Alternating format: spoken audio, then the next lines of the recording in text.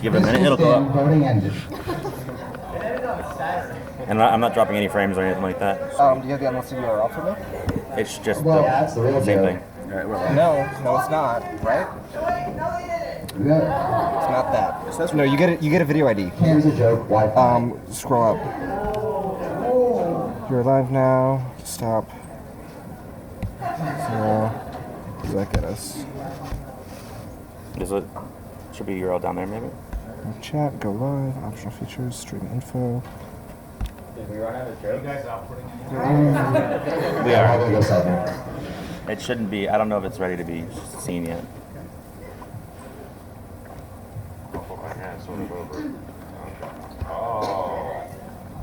Oh, don't look. Yeah. That's separate laptop. You can look at Yeah. Well. Hold on. Where's the URL? We're unlisted.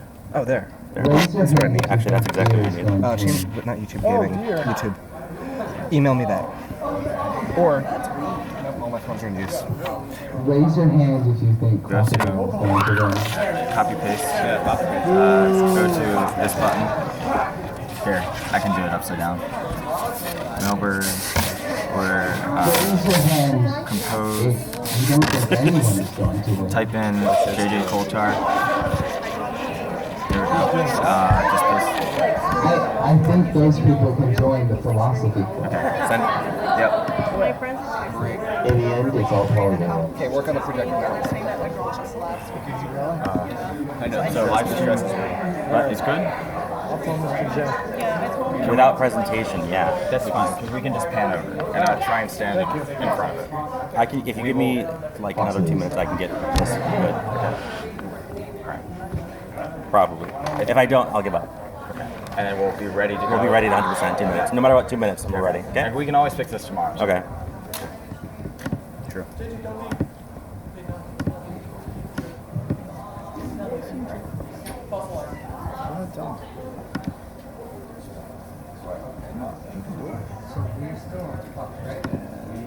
And you are on low latency for the stream, right? What? On YouTube. You're on low latency for the stream, right? On YouTube. Yeah. So I'm gonna Are you still trying to do the screen cap? I'm just gonna crop it. I pulled the HDMI out of the projector just to take the image off the screen, so you might have to go back into your displays and have it mirror again. Okay. Okay. Yeah, it should. We'll do that. Okay. Thank you.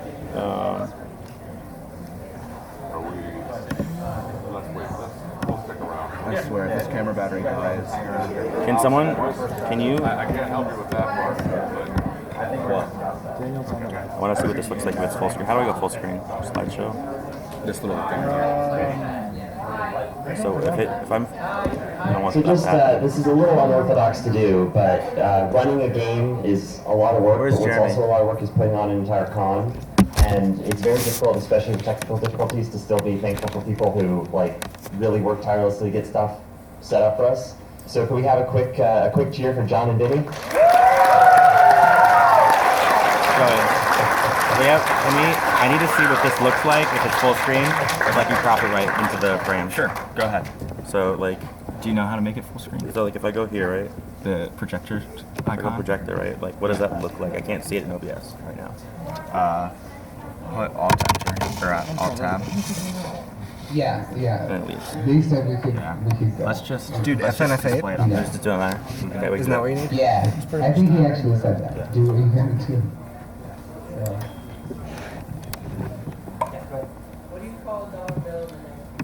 Just gonna be mirroring it. Yeah, Why is it not showing up on the projector? It's still showing blue.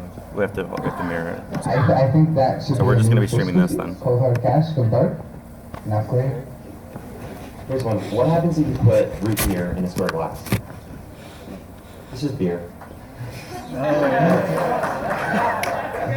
Those math jokes. This is Frozen too.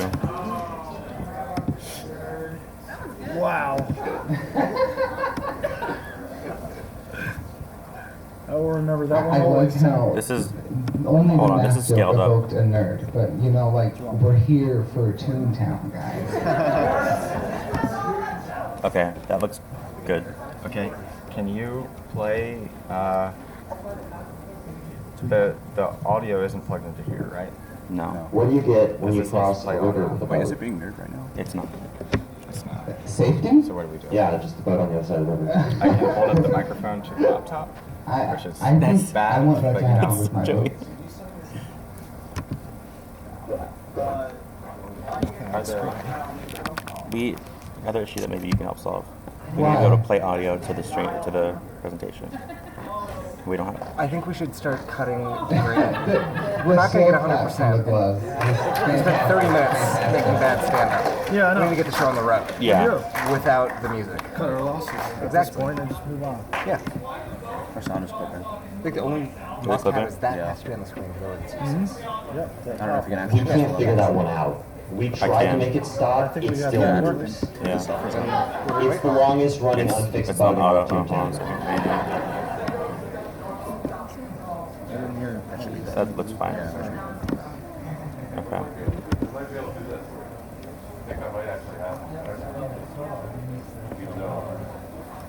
All right, and then I'll. Alright, let's get this. I just need. Do I need a mirror still, or is it working? okay. Pretty sure you still need a mirror. What do you need to replace a phone call from the shower? What? Dial soap. No, him. I acknowledge your wish. I don't think I wrapped it right last time. Just Command F8.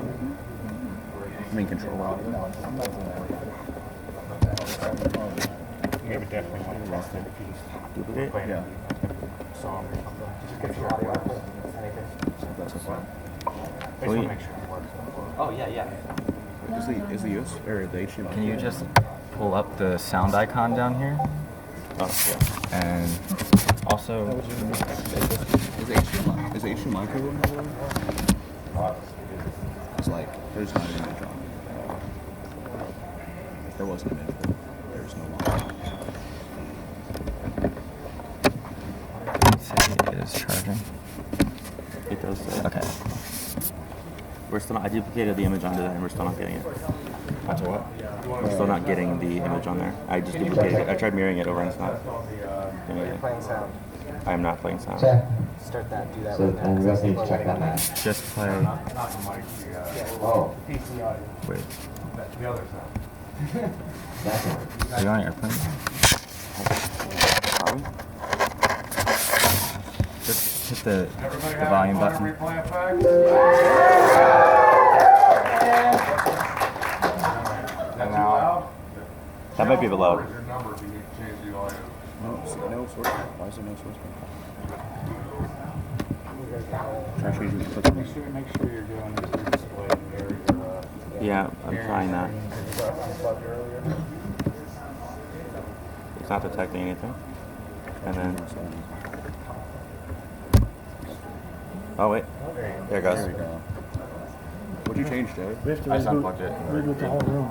Okay. So Yeah, that's definitely. you're watching the stream, making sure it's up. Get rolling, guys. This is the important part. I'll hold make that. sure to pan over to that when you Oh, do. well. Yeah, he'll track you guys. Do you have the introduction track? Can you get me into the union if I hold this cable right? Yeah, but I don't know how I'm gonna play it from. I need a Just sponsor, you can right? do it It's gonna show with, the on there. what? It's gonna be showing on there. At this point. Do you have it,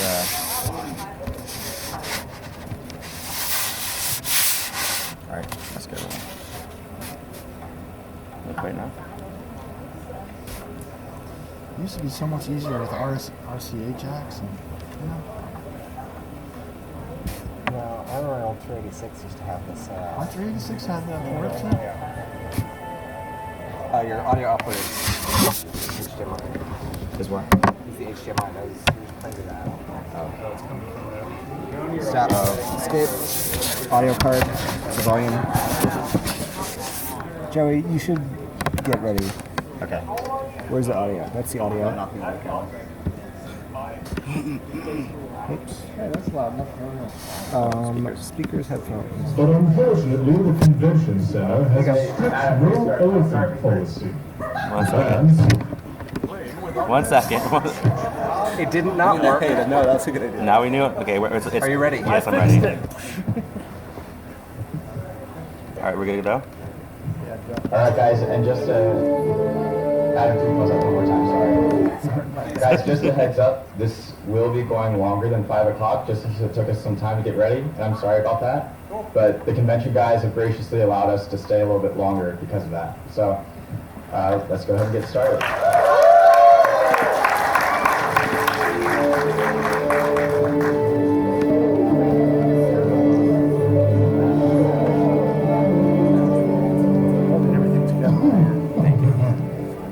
Ah, yes. Nothing silences a room more quickly than the sound of an orchestra being tuned. That's all I needed, fellas. Go ahead and pack it up. I do wish the Toontown Symphony Orchestra could perform at this event, but unfortunately the convention center has a strict no elephant policy. The band simply couldn't play without their trumpet section. Now that I have your attention, however, allow me to formally welcome you to ToonFest at Replay FX 2017.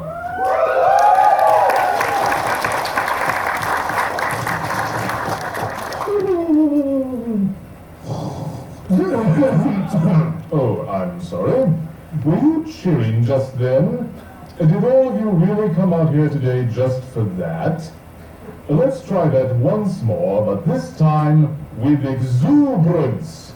And now, ladies and gentlemen, tunes of all sizes, it is my great honor to welcome you to ToonFest at Replay FX 2017.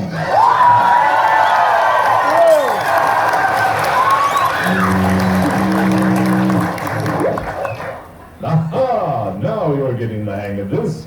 Before we bring out the Toontown team and officially begin our ToonFest panel, I am required to explain the details of this event. For those easily excitable, be warned, this panel may contain exciting announcements, exclusive content, behind-the-scenes footage, the winning Toon species, guest speakers, Toontown enthusiasts, cartoon violence, reoccurring jokes, new updates, legal areas, comic Mr. Glucose, reoccurring jokes, life secrets, Cecily Moon list, jumpy shark, shark jumping, live streaming, reoccurring jokes, video releases, and of course our finale piece played on our finest grand piano.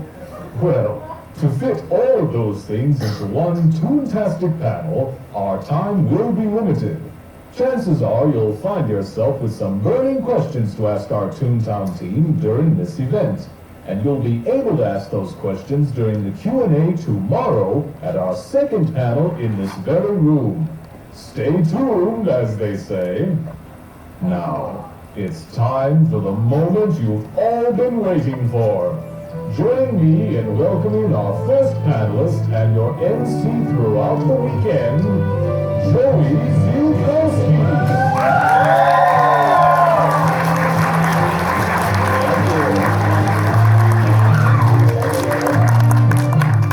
So, let's go ahead and get ToonFest finally started, am I right? Yeah! So, how many of you have actually been to ToonFest before? A lot of you. I'm just so astonished to see so many familiar faces. You know, when we decided to leave Kentucky for ToonFest, we thought that might be the last time we would see you guys, but here you are in Pittsburgh, you know, complete halfway across the country nearly. And it's crazy. It's great that you're here. But, so those of you who have come to ToonFest before, know that there's something we have to do before the panel actually starts. I did see some cogs running around earlier. I don't know if they're here in this room, but we do have to, you know, we can't have cogs in here. It's a Toontown only event. So, when I say, are you Toon enough? I want you to cheer and be as loud as possible and show me that you guys really are Toons. You think you can do that? Yeah. All right. So tell me, ToonFest, are you Toon enough? Yeah! All right, tell me one more time, are you Toon enough? Yeah! Awesome. All right. Now, is there anyone here who hasn't heard of Toontown before? Right over here. We might not even be able to. So you probably think we're crazy at this point, right? We might do it. Okay. Now we do it. Well, let's go ahead and get these slides started. So we're going to go through a little bit about what Toontown is, even though I know pretty much all of you already know about it. Sometimes it's good to get a little bit of a refresher of where it comes from. So Toontown Online was an MMO designed for, or no, sorry, let me go back. Most MMOs back then, they were designed for mature players. They didn't really have much regard for child safety or even children at all. They didn't expect to be playing them. And Toontown Online, I think, is really one of the MMOs that pioneered that. They won 14 of the 18 awards it was nominated for, and hopefully I got that number right. And it really pioneered the MMO family-friendly gameplay. And its unique style and charm, in the words of Jesse, there really hasn't been a game that's come around like it. So even to this day, Toontown keeps going on, and I think is really one of maybe the top dogs in terms of family-friendly MMOs. Maybe not in numbers, but certainly in community support.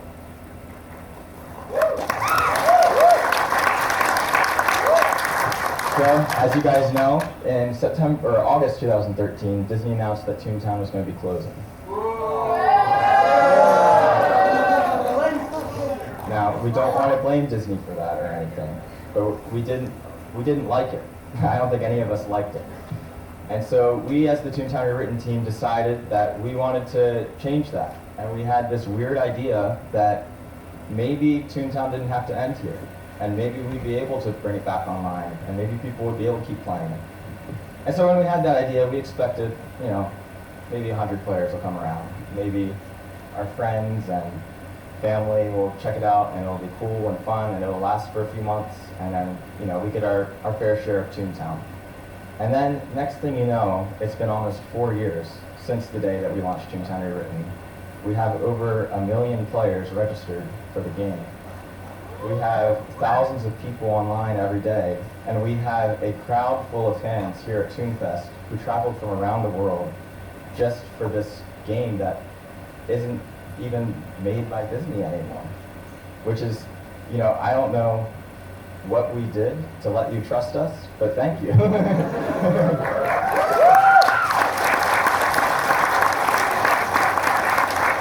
And it's really astonishing because, you know, there have been private servers for other games, and there's private servers for Club Penguin even, which is a game that, yeah.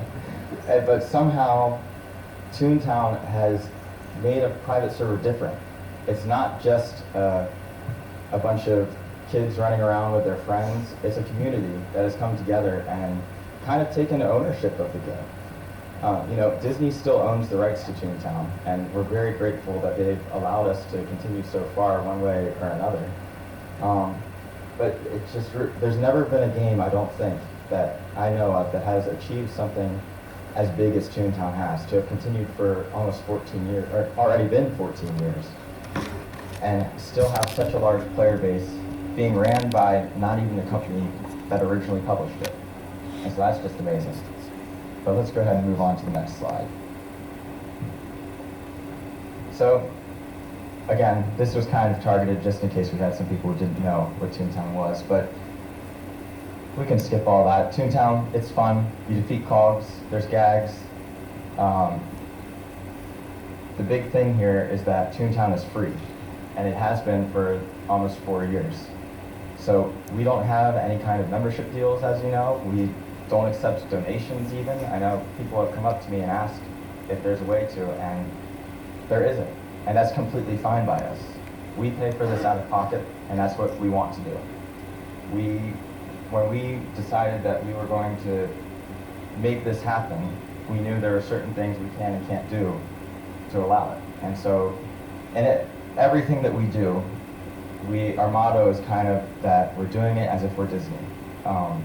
We want it not to be a different set of people running the game, but the same spirits running the game now that were running it 14 years ago with Jesse and Sean and all the other Toontown staff.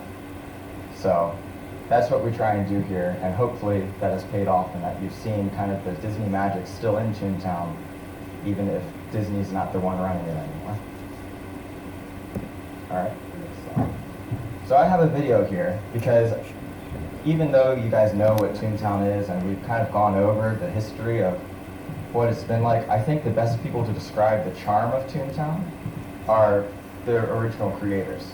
So we have this video here by Jesse and Sean that we recorded, and they kind of describe what makes Toontown special. So here it is.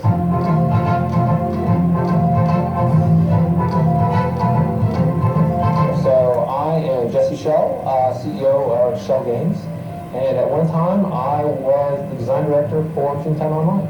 Hello, I'm Sean Patton. I'm a senior designer here at Shell Games, and I worked on Toontown both when I was an intern at Walt Disney Imagineering back in 2002, and of course with the work that Shell Games has done for the racing and the parties. I was heavily involved in the parties creation. Yeah, so Shell Games is a game studio that's been around for about 15 years now, and we've done all kinds of projects. We've done a lot of Disney projects in the past. We still do some today, but lots of kinds of projects. We do everything from mobile games to PC games to web games to interactive theme park attractions, interactive museum exhibits to interactive toys. We do a mix of educational games and entertainment games, and lately we're doing an awful lot of virtual reality games. But early at the beginnings of Shell Games, we were doing a lot of Disney projects, and some of those were Toontown projects, definitely.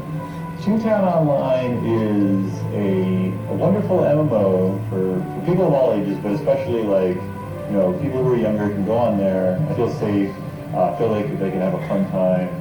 The means of communication and the cooperative and teamwork, all those aspects are there, and they're very strong, and they're very core to the gameplay. We tried really hard to make a game that people would like, that would be meaningful to people, a game that would feel like a safe place, a game that was about being social, a game that was about being cooperative. We tried very hard to take what we saw as the Disney spirit and try and imbue it in everything in Toontown. We really wanted to give everything that feeling.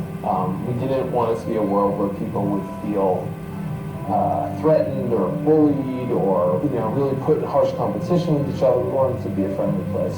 I really think it's the feeling of Toontown that is what has kept people interested, and people still play it today, of course. A lot of MMOs that I've seen, you go and you feel very alone, and they're all like they're huge worlds, and if you don't go in there with a bunch of friends, it's sort of hard to make those connections. And I think Toontown really fostered that throughout its gameplay, like the very core of it. And all the different activities that you're doing in it support the others really well. It's very cohesive in that regard. The sort of, the continual approach of the college, of course. But yeah, I think it's more than that. I think it's the friendships you forge and sort of the adventures you go on. Maybe some of your group goes away, but you're always finding new people, and it's just sort of rolls on, and had a really great support. And I think that the fact that, now that the community itself is involved in supporting it and making sure that it can still be played, just is a testament to how fun it was, how devoted a fan base it has, that they're willing to put their own time and energy to keep things going. It's just great. I've always thought it was a great game, and it's a unique game. It's not like other games that come along and they're like, well, they're like Toontown, just way better. There's no, there's nothing else that's really like it. And so the idea that it can have a long-term future, and I guess I'll say that's part of it too. When we built it, our thought was that, we'll make a game and maybe it'll last 5 or 8 years and then it'll be over. Our thought was, we're gonna make a game and we hope it outlives all of us. We were planning for decades and centuries in the future. And so, and I still believe that, one way or another, Toontown's gonna hang in there and have that long, long life. And so, anything that makes that happen, I'm excited about.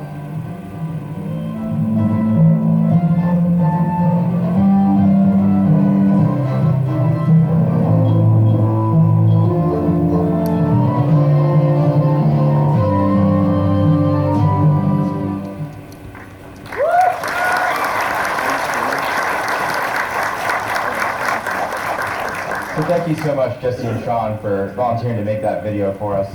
And I think with that, we can all agree with everything they said there. Toontown is just an amazing game that has spurred a lot of amazing things for all of us. The ones sitting up here, you guys sitting in the audience, the ones watching back home. It's a really big community of people who care about each other and care about this game and are passionate enough to spend money to come here, to spend hours of their day playing it at home, to watch this live stream or watch it recorded or however. It's just great. And so another little tidbit about that video, if you notice, there was kind of some different music in the background. And so that is actually the new Toontown Rewritten theme song. With our new logo, we're going to be releasing a new theme song into the game that there's a lot of callbacks to the original theme song and a lot of things that were a little bit new. So you'll be able to hear that in its full length later on. But I hope you like it. And as for Jesse and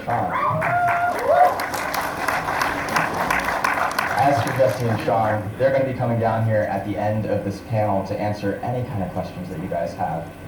So you'll be able to step up to this microphone, and people who do ask questions, we actually have some bags down here full of some Shell Games goodies. So you'll be able to pick one of those up when you come down to the microphone. But for now, I think that there's something else that you guys have been waiting for, and it's probably a lot of you are very anxious about to hear. So, Adam, let's go ahead and show them what we're about to talk about. Last year, we announced something called the Toon Species Election. And you guys know very well, it has been a long process. You guys nominated the species you wanted to see into the game.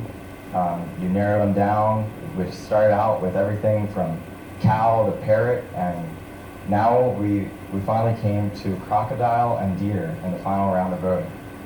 And so, Adam, if you want to start that drum roll. The winner of the Toon Species Election, which was voted for by all of you. They're pretty cool. I'm just kind of stalling at this point because the winners are crocodile and deer.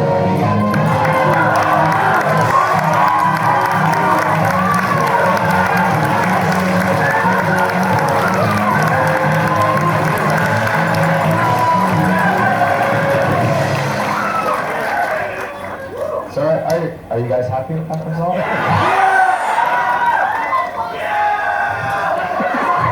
So I'm going to be honest here, because I want some transparency with our team. When you guys voted for that final round of the Toon Species, we had already decided that we were releasing both deer and crocodile. But it was really fun to see all of the fan art and the support, and you know, when you guys came in here, you were yelling for which side you were for, so we figured, why don't we kind of unite the community a little bit and bring them two species that they both really want to see. So for the first time since, I believe, 2008, both crocodile and deer will be the newest playable characters in Toontown.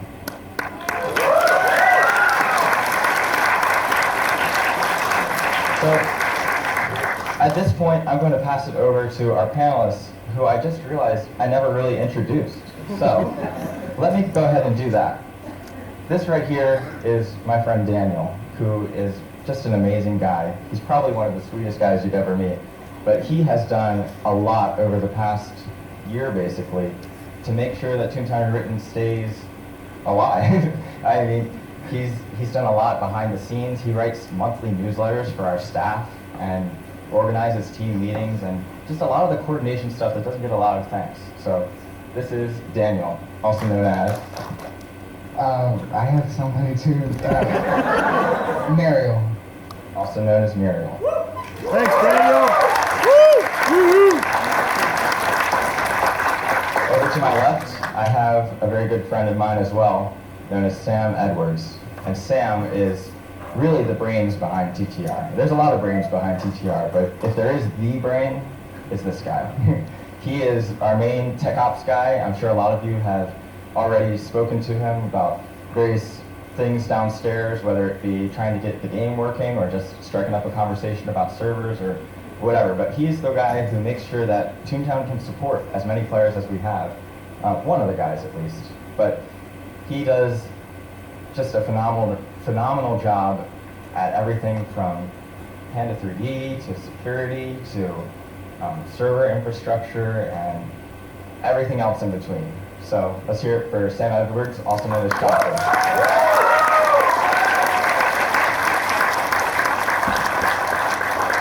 And finally, we have a new addition to our panel this year. In place of our previous art director, Roxana, we have Gibby, who is, last year he was taken as new art director of the team.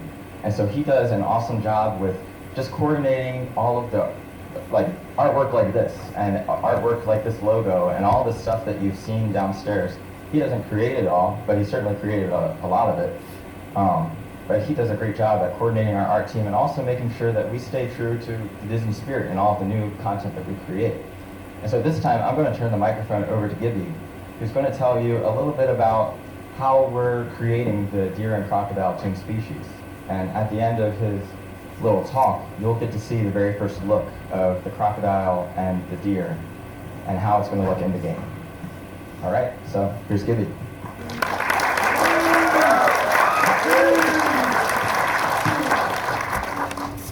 Okay, let's see. Well, one of the first things is I'm really happy to see like all of the great suggestions that we originally got when we opened the elections.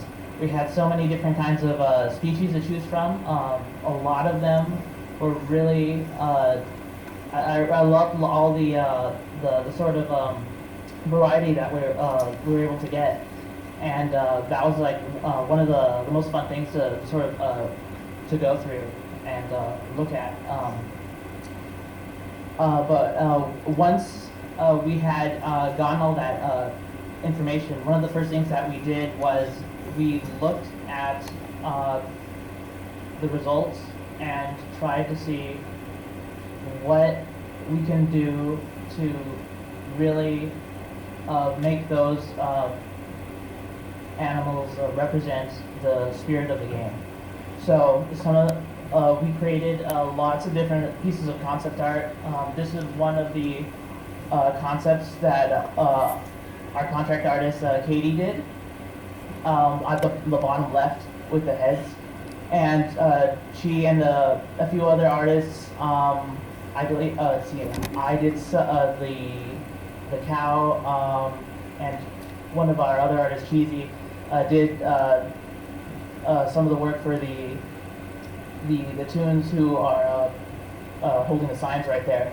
And there was at that point where we were sort of we figured that these are the species that we felt we could confidently bring into the game.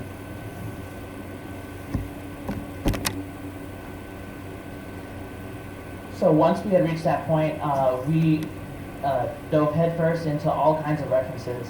We looked at a lot of classic Disney material, like we looked at classic comic works, like things from Carl Barks, like the Uncle Scrooge comics, looked at all the kind of funny animals that that really represented the game's aesthetics.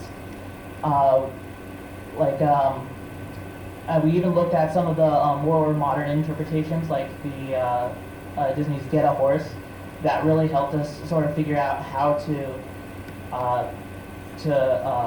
represent the sort of 30s and 40s Disney style in a more volumetric and shading kind of way. We also looked at a variety of different characters, like we looked at Elmer Elephant and the Fox and the Crow, just to see how we can simplify shapes, how we can best represent that sort of classic animation spirit.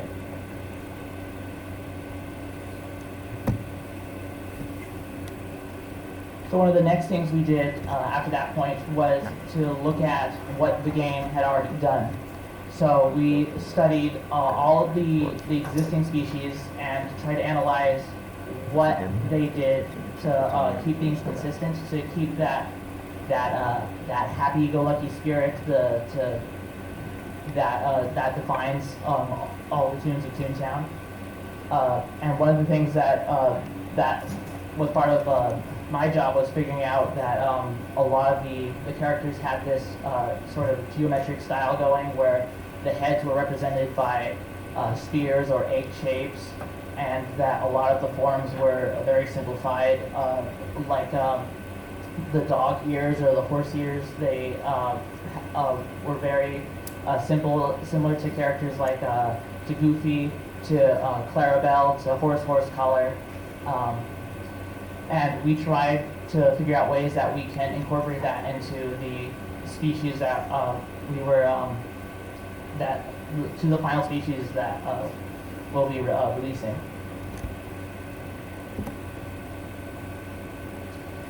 So once we had done that, we created our first two prototypes of both the crocodile and the deer, and this was our first result.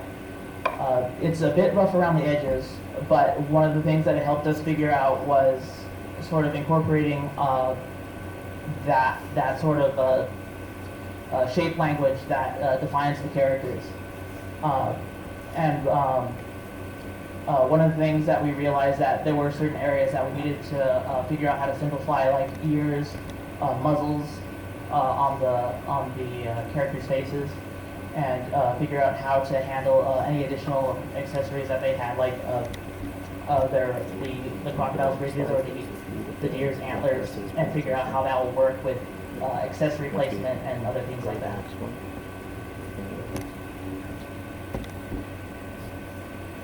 So this is an example of one of sort of the many different revisions that we went through to sort of figure out what would best represent these characters in the Toontown style.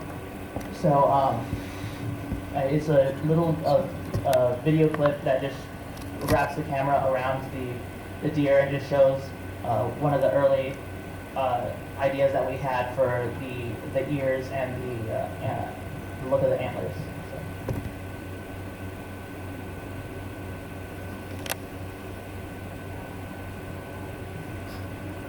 Yeah. One of the things that had changed from the initial prototype was really pushing that muzzle. We experimented a little bit with the ears a bit, trying to figure out what's the best way to represent the deer, because a lot of the characters, like Horace and Clarabelle, they have these very simplified ear shapes, and we tried to figure out ways that to make it work, but we ended up going with a bit more of larger ears, just to have a contrast between the antlers, so we would have a stronger silhouette.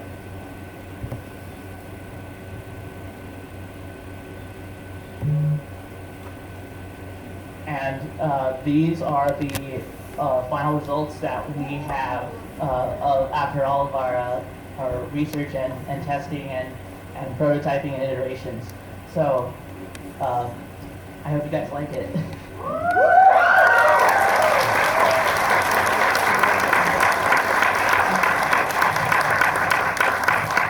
And so it should be said at this point that these are still not completely final.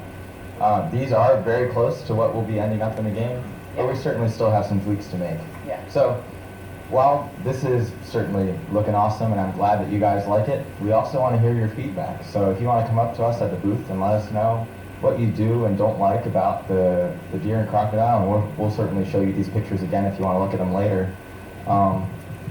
Tell us, because ultimately we want to do something that will, we want to please you guys. That's why we did both deer and crocodile, and that's why we'll make any changes we need to make to make them look how you'd like best. And also, if you come to our booth later, we'll be able to show you some of the sound effects that will be going behind deer and crocodile. So you have that to look forward to. But let's hear it one more time, just for all of the artists and all of the hard work that was put into it.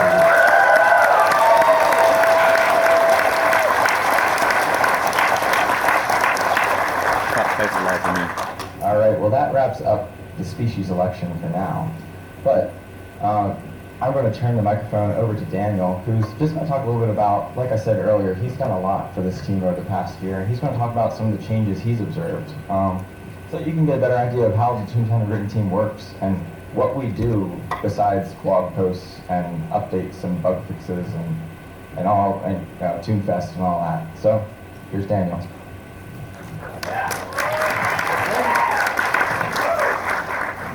Thank you. Well, I'm really excited to get to speak after the species election announcement because team reform is just as exciting. I'm sure you all are looking forward to it. So just a little history, just to go back. Back in the dark days of 2013 when we were not sure if Toontown was going to live or die, and we were trying to get Toontown reborn, everything was difficult. And we've come such a long way from them. Like, for example, butterflies were a big deal when they got into the game, like a really big deal. And all the programmers here are kind of hating me for just even making light of it because it was a big deal, it was hard. But now looking at it, it's like, what? We've come so far. We've come so far.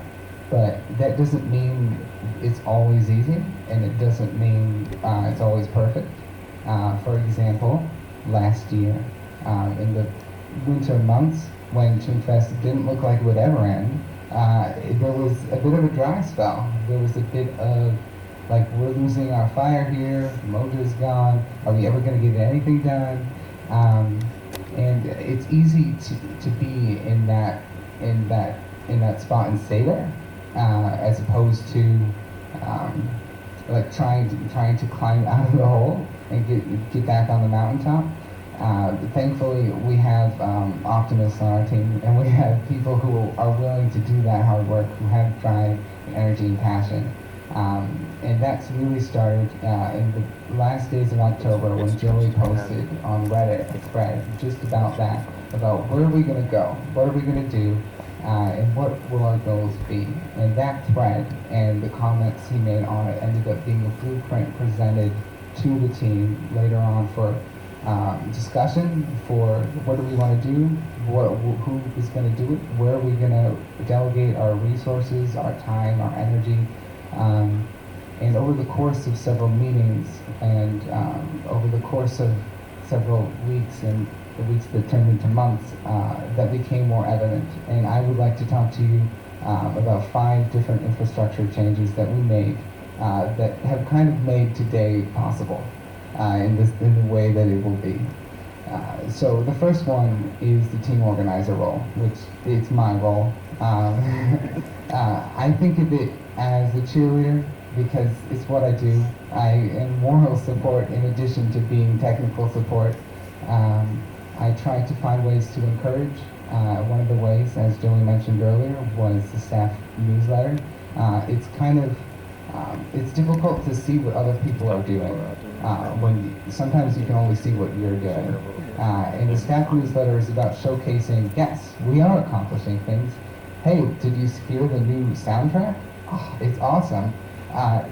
Probably didn't hear it before because sound is invisible almost, but they're doing great work, and you will hear it all soon.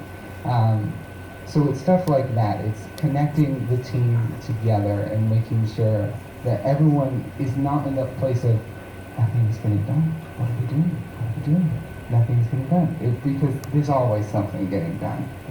Not everyone always knows it. So that's the great part of the staff newsletter. And the other thing is the team meetings. And while meetings themselves, like the planning and the delegating and who's going to do what and when is it going to get done, that's all important. But the main reason the meetings are things we should keep doing and have been effective so far is because they energize us. Because they help us to remember that we are a team, that we are alone, and that we can share each other's burdens, that we aren't stuck in this place. And that really, it's a reset button almost. It's like the next month doesn't have to be like the last. So, yeah, that's the team organizer role. And the next one, which I kind of think has been the most instrumental, is the hiring manager role. I don't know how we got by without them. It's kind of crazy that we went so long without this. We have 2 people assigned to this role, and they are absolutely amazing. I'm not going to tell you who they are because they will be mocked, but they are amazing. And they are responsible for applications, for reviewing them, for setting criteria, for making sure that criteria is upheld. And that has drastically reduced wait times. It's like it took months before there would be any real processing of applications prior to 2017, but now it's like email back in a week if you haven't heard anything. That's crazy. It took like a year and a half to get on the team for me. That's insane. It's so efficient now.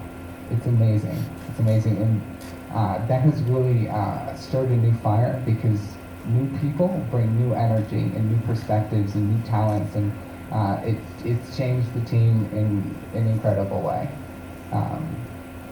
The next one is the moderation coordinator role, which was initially born out of a transition period between moderation and leadership. We didn't want all the burdens falling on one person. It's just a lot. There were a lot of people on moderation, especially considering there were a lot of the hiring boom from the hiring managers doing an excellent job has fallen on moderation. We have more moderators than we have any other staff member. And that is, it's a lot. It's an incredible amount of weight to bear, and the moderation coordinators are there to help with that. They have drastically improved our standards. They have made sure that we can uphold a solid baseline for infractions and keeping the game friendly and limiting the amount of mistakes we make. Because really, when we make mistakes, the player pays the price. And that price can sometimes be really difficult, and sometimes it's hard to reverse. And moderation coordinators are there to limit that and to be there to correct it when it does happen, because mistakes happen. And they are fantastic people. Really enjoy them. They are here today, Adam and Dea. Love you guys. The fourth one is for the art department. Previously, there was just one person. It was first Roxana, and then it was Gibby, and now there is a co-lead. So bearing the burden of leadership and getting everything together and organized, and especially when we are undergoing personnel influx with just more and more people. It's incredibly important. And both Maya and Gibby, the art co-leads, bring different things to the table, important things to the table, and we are so grateful for all that they do. And the fifth one is for the programming department. For a long time, our programmer roster has been pretty static. It's the same, and that's due to security reasons, a low pool of applicants, and we have high standards. So as a result, it's been stagnant, and our programmers are very talented people, which means their talents are required in the real world a lot. They're busy, and that takes time away from Toontown Written. So Hawkheart, who has been on the team forever, has been promoted. He is a fabulous programming leader, and he has brought on new people, and they have done excellent work, as you will see soon. Which it's gonna blow your mind. It's amazing. I love it so much, and they are doing incredible work, and it's amazing to see how the dynamic has changed as a result of just getting new people. I think it's evident that people are the best resource. They bring new energy and new fire. Back in 2015, I was in your spot, except it was in Nowheresville, Kentucky, not Pittsburgh. And I was a fan, attending, listening to the panel, and I was blown away by what I saw. I saw drive and enthusiasm and exuberance and talent wrapped around passions, and it was, I knew I wanted to be like that. I didn't know how, but when I was lucky enough to be added in 2016, I got to see all of that up close and personal and see that it's so much more. And I think there are times when other people, they don't see that. They don't see that the drive still exists, and there are times when people on the team, they don't see that. It's like it's dead, especially like in the never-ending ToonFest era. And so I'm here to tell you, as the team cheerleader, the drive is very much alive. That it's still there, and we're still kicking. I guess as always, the proof is in the pudding. So to celebrate Christmas in July, I'm going to give it back over to Joey, who will give us the figgy pudding.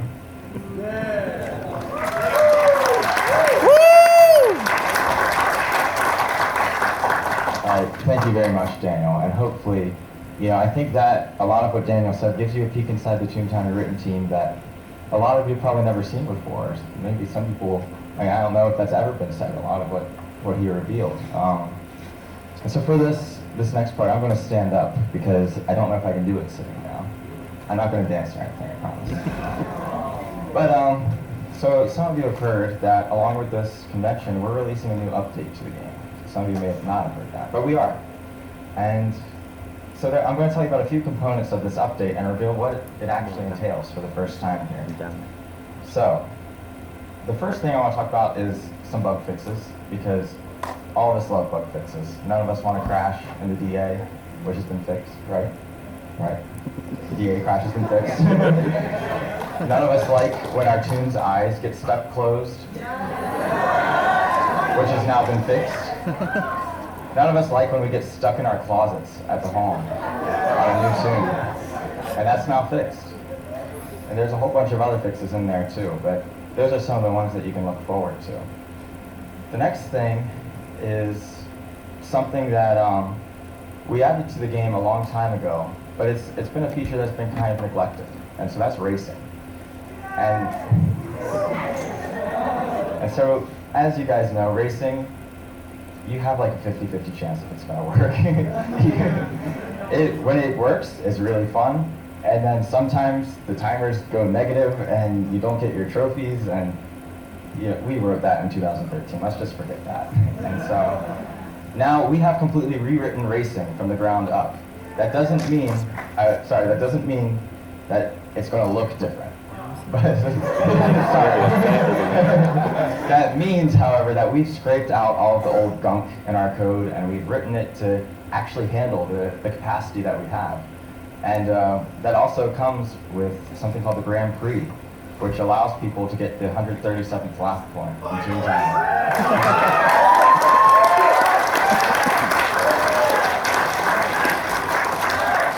Along with the Grand Prix, we've also implemented leaderboards back to racing. So the leaderboard, yep, here it is. The leaderboard standard. There's no longer a car crashed through it. We just sent some repairmen out there, they fixed it up, it was easy. So, you guys will be excited to know that racing is now hopefully fully featured filled. And that doesn't mean that you won't experience bugs, because there's always things that we don't catch. But we'll be fixing those bugs up as you find them, and you'll be able to earn that 137th lap point very soon. I have another part of this update to talk about, and it's another thing that I think a lot of you have been waiting for a long time. And so, Sam, if you want to turn that laptop around.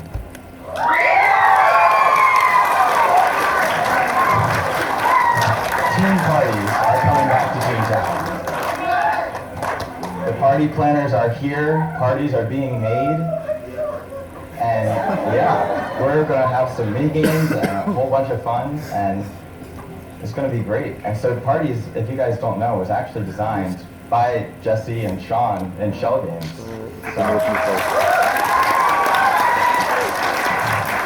So you can thank them for the original layout and everything of it. We're just putting it back into the game finally. And so with those features, bug fixes, racing, and parties, I think some of you may know where I'm going with this.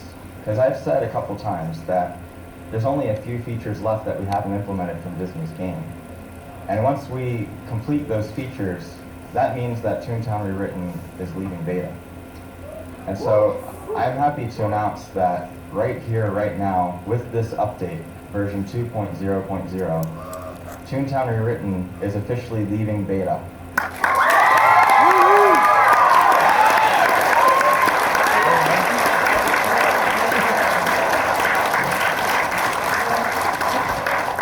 So I know you guys, your voice may be a little bit hoarse from cheering over and over and over again. But I have one more thing that you're probably going to want to cheer for. Because you guys here at ToonFest are officially our out-of-beta testers. Which means that when we go back to the booth, right? When we go back to the booth,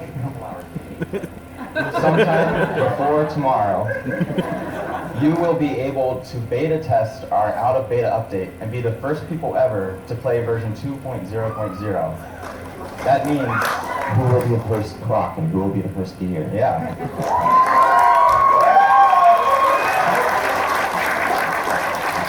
That means you have those bug fixes to test. You have parties to test. You have racing to test, and you have new Toon species to test.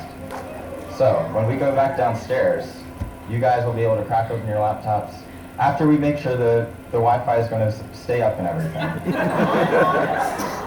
you guys will be able to play that update and let us know about any bugs you find so that we can fix them before releasing it to the game.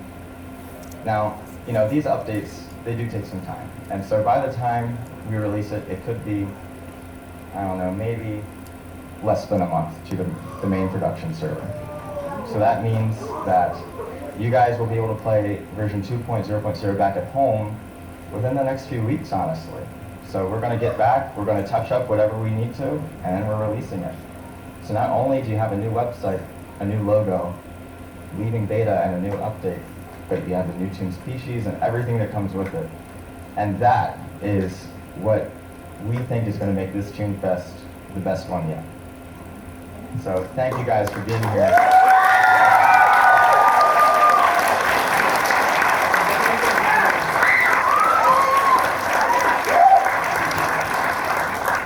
And for those back home again, the version 2.0.0 update, we have to fix whatever is found here. You know, you guys are our QA testers, and then once it is, it'll be released to the public. That comes with the new theme song, the new logo, and everything else in between. But at this time, I think that we've pretty much exhausted ourselves with everything that we've announced. And I'm going to turn it over to two very talented guys, Jesse and Sean, who are going to come up here and answer any questions you have about Toontown. So let's hear it for Jesse Schell and Sean Patton.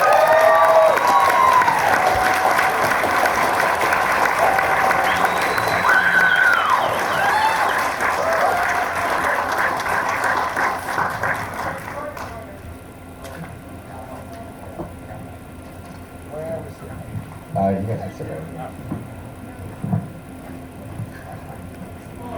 So I know that you guys have a lot of questions for the Toontown written team as well, but we're going to save those for tomorrow. And we'll have a full hour-long panel in this same room where you guys will be able to ask questions. We might take some from the live audience, and you know, anything you want to know about version 2 or out of beta or species or anything, you'll be able to ask us then or at the booth later.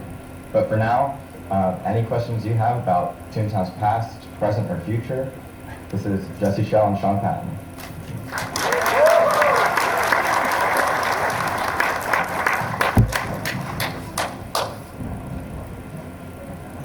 All right, what questions we got? Looks like we might have some. It's working. It's working, Joe. It's working. Okay, my bad. So we're gonna have you guys line up over here. Do you want me to try to As you line up, we'll have a Toontown bag for you.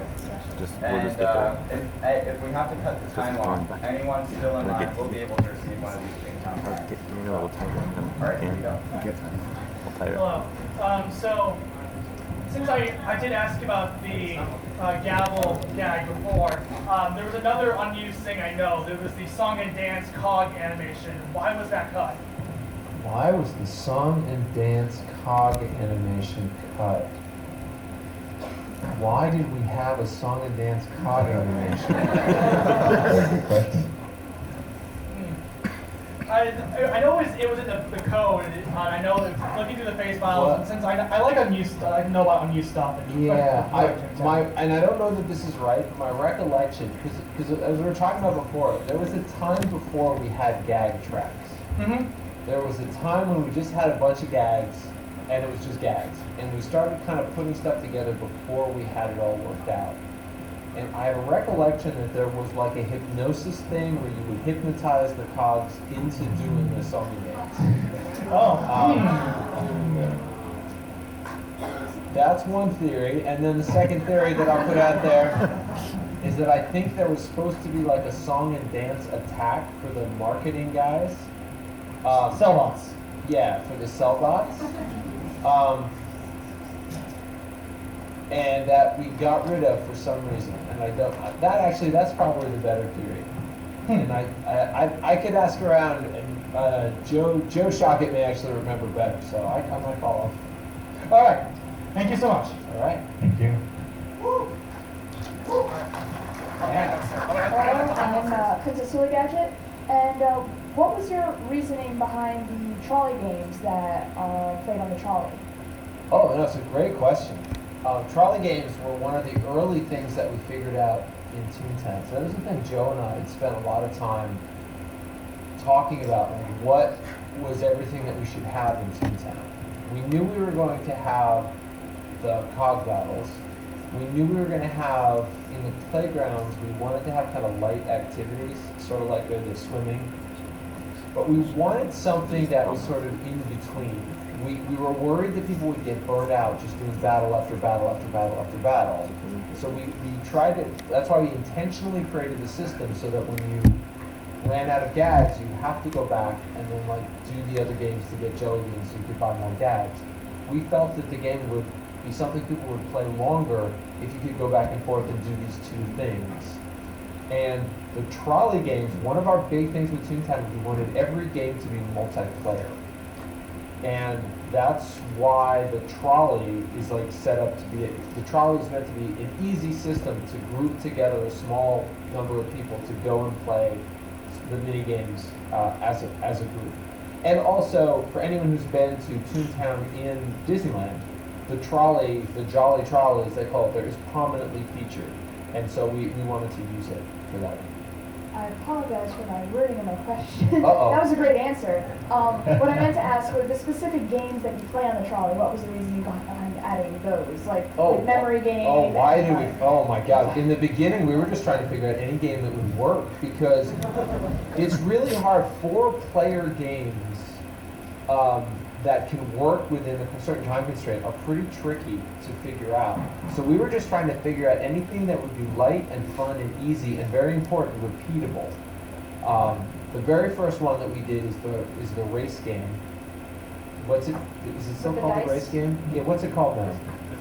It's still called the race game, right? That was the very first one that we worked out, and we were very proud about that one. But it was so turn-based, and then gradually we tried to figure out, can we do ones that are more action-based? Well, it's not just 4, it's 1, 2, 4, right? Like, Yeah, right. It's got to be a single-player game. game, or 2 or 3 or 4 players. Is a very tricky thing to do. Those are actually very hard games to design, and we wanted a real variety, and so that was what we were really going for, was to have a big variety of games.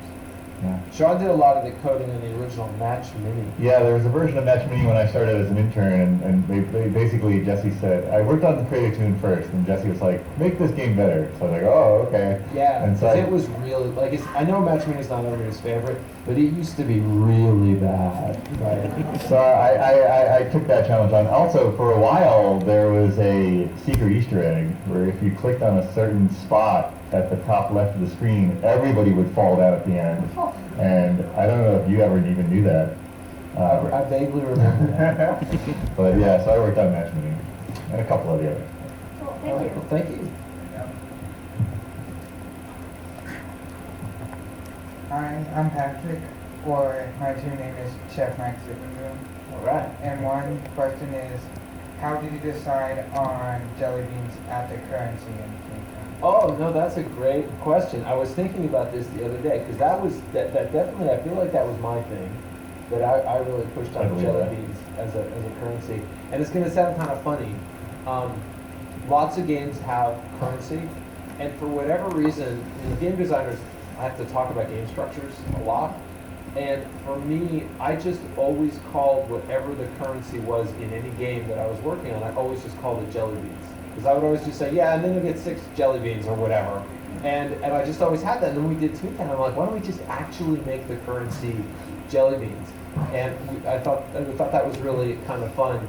And in some of the early designs, you could actually eat the jelly beans. Jelly beans were going to be a way to heal, that you can eat, that you can heal by eating jelly beans.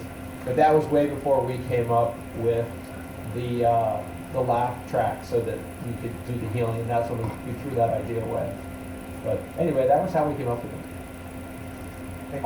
Also, I like jelly beans a lot. Oh, and side note, talking about jelly beans, anybody who goes over to the Toonseum, I don't know if this has been mentioned, but about a block away from here is a cartoon museum. It's a kind of a modest little place, but it's very close. And Joey, do you know what they set up there? Tomorrow we'll have exhibits set up from 11 to 1 and 3 to 5. Right, and one of the things that I brought over was Disney made commemorative jelly bean jars for developers. when we did the original launch in October 2002. And so you can see my Toontown jelly bean jar, which is full of jelly beans over there. Yeah.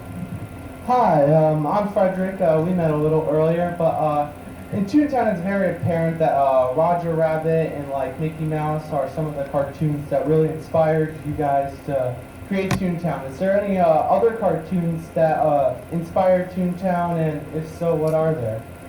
Oh yeah, definitely. I guess I'd say a big part of it, like I grew up very much with the Bugs Bunny cartoons. Because when you talk about like dropping anvils and dropping pianos, that's not much of a Mickey Mouse kind of thing. You see some of it in there. So there was a lot of inspiration from things like the Droopy Dog cartoons, the Bugs Bunny cartoons, the great film cartoons of the 40s and 50s was definitely a big part of the inspiration. But then also I really want to say the Carl Barks universe, the world of Uncle Scrooge, the world of Duckburg. A lot of people think of Duckburg associated with the modern TV shows. I'm so old. They associate it with DuckTales, but really Duckburg goes back was invented by this guy Carl Barks in the 40s. And a lot of, when we talked about this, we're really going to bring kind of the Duckburg style universe to life, because in Duckburg, that was really the place where you had all these different animals kind of co-living together in a city, right? And that was that we used that very much as a template. So it was like we crossed Bugs Bunny with Duckburg. Those were the biggest inspirations. That's awesome. Thank you so much. Yeah. Hello, my name is Matt, also known as Bubba on Toontown. For Toontown new or old, if you could add anything to it, what would it be? Oh man, if you could add anything at all to Toontown. Sean, you got ideas? Anything at all? I know what you said earlier. Right? Yeah, the one I'd always wanted to do, like with the cars, we really wanted it so that you could drive your cars around town. Just hop in your car and like ride around. I thought that would be fun. The other one is that to be able to have your doodles walk with you. Those were things that we really wanted, so that when you met somebody else and the doodles would actually interact with each other. Those were things that, like, that would be my next move, I think, if I could make one move. One of the things we did some prototypes for, but never got very far, was the ice skating. Yeah. And you'd be able to do sort of tricks like SSX Tricky style, as you're ice skating around some kind of, skate park, ice skating skate park in the Burg. Yeah, originally every neighborhood was supposed to have an activity in it like that was kind of a light activity. There was supposed to be, just like, the only one we put in was swimming. Originally it was going to be swimming there, and then there was going to be, you would play tag in Toontown Central, and you would do the skating in the Burg, and we had one for each one, but they were really hard to do, and people weren't as excited about them as we thought. So after we did swimming, we focused our energy in other places. All right, thank you. Thank you.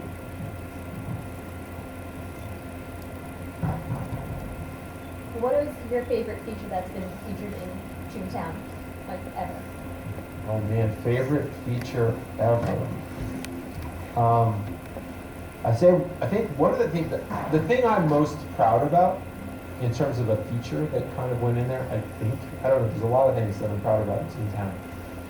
But the way taking over buildings works.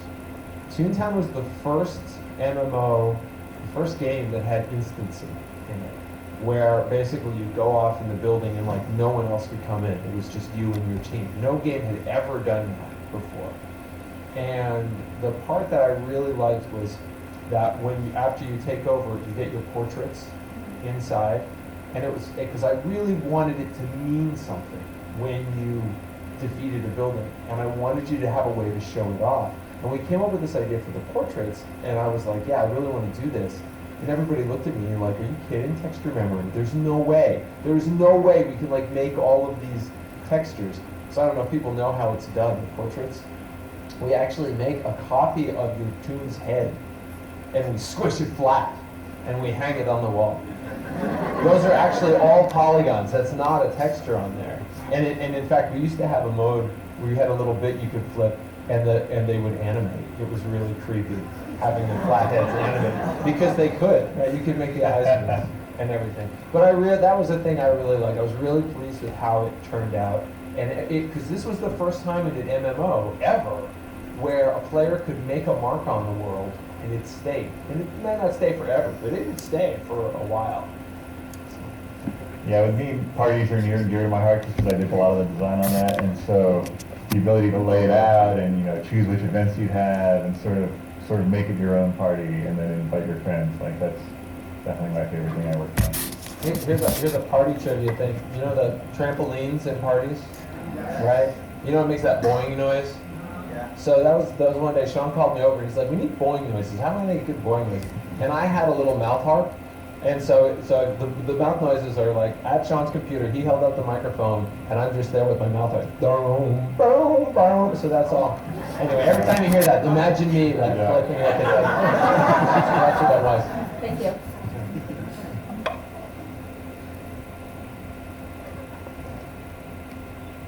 Hi, my name's Smirky, or Smirky Donapop, and we met earlier. Yeah.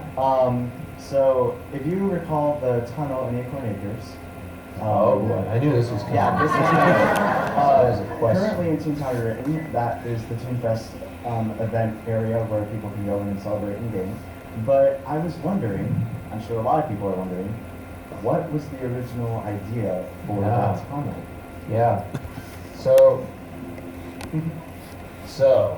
that tunnel got put up at a time when I wasn't there. So I had to ask about this because lots of people are always asking me about it. I had to go to Gregory Atrosky and ask him about it. Like, what were you guys thinking with that tunnel? And the answer is very unsatisfying. The answer is, we thought we were going to maybe do something, but we weren't sure what. So we put that up there until we figured out what we were going to do, and then we never figured it out. So I know that answer sucks. I should really just say, oh, it's going to be an amusement park, but no. It was really like, maybe we'll do something, but we don't know what, and so that got put us away. I think the right answer is it's up to you guys to decide as Toontown Rewritten keeps getting made. If you don't mind me asking, what would you have put in the tunnel? That is a good question. I'd always wanted more neighborhoods. The original plan was 9 neighborhoods, not 6. And then we cut it back to 8, and then we cut it back to 6. But for me, I always wanted more neighborhoods because I think exploring neighborhoods is super fun. Thank you so much.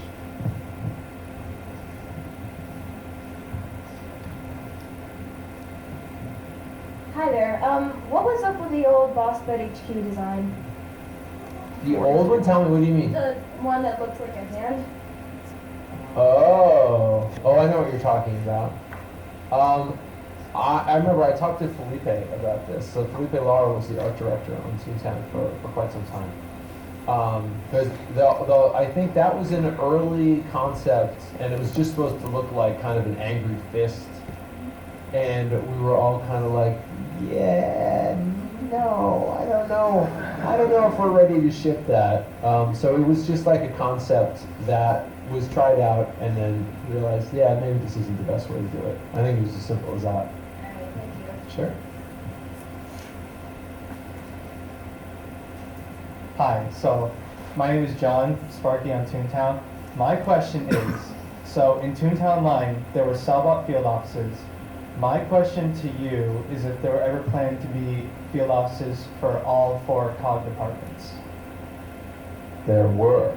Yes, there were. And in fact, I think, didn't we code up some of that stuff, Sean? Very possible. Yeah, no, we totally did. We coded up 2 of them. We totally did. Remember with the helicopters and everything? Yeah. Oh, the Lawbots. The Lawbot, the Legal Eagle ones. The Legal Eagle, right? You've probably seen that clip of that. Yeah. I got in all kinds of trouble because I thought that had been launched. Because like we built it for Disney, we gave it to Disney, and then it was like a year later, and I'm like, they launched that, right? They sure did. How did they? Of course they did. Sure. And I talked about it like in an interview or something, And like suddenly Disney lawyers are all up in my throat. They're like, we haven't launched that yet. We're gonna launch that, but then they never did. So it was yeah. Anyway, the cogs are real. That's what I'm trying to say. That's the message. So Sellbot and Sellbot and Lawbot seem to have been completed. Yeah. Do you guys know anything about the Cashbot and BossBot field offices? Do you guys remember anything about that? I don't know if there were even ideas for those, because it was the thing we were doing them like it was like they were happening kind of one at a time. When you rolled out. Somebody might have had an idea, but I don't know. I don't know if they ever wrote it down. I think if so, it was like very sketchy. Oh, all right. Okay, thank you for your time. Oh man, look at that shirt. Is that Flippy Dog and Bottom or your own tune? Flippy Dog. Yeah, Flippy. Yeah. My name is Josh, and my tune's name is Cold Flip. For Funny Farms, which I'm pretty sure was like the unreleased, like on the old map, original Toontown map. Like, yeah, it was. Did you guys have like a brand mascot or like a concept behind that playground? Yes. We were just showing that we were just talking about this. And again, like it wasn't a good idea, but the working idea was that it was supposed to be Goofy. Farmer Goofy, because like that was a thing. Goofy was sometimes a farmer in some of the cartoons. Dabble. Yeah, so it was going to be Farmer Goofy, but a big part of the reason we didn't do that neighborhood was we realized that somehow we would have to make city streets that were a farm. And like none of us knew how to do that. We kept sketching it and it's like a bunch of barns all pushed together. Like, this doesn't make any sense. And so we're like, let's set the Funny Farm aside. And when we did, that's kind of why it didn't go anywhere. And also, Goofy was getting too much responsibility in the world, right? He oh my God, my brain gets confused. Because it was Goofy Speedway, but even before that, he used to be the mascot in Minnie's Melody Land, right? Daisy Garden. No, in Daisy Garden, right. He was in Daisy Garden because we just never got around to doing Daisy at first. So he had Daisy Garden, and then he was going to end up, like in the plan, he was going to have like 3 neighborhoods, and it just wasn't making any sense. And so, yeah, so that was why that got set aside. Okay, thank you.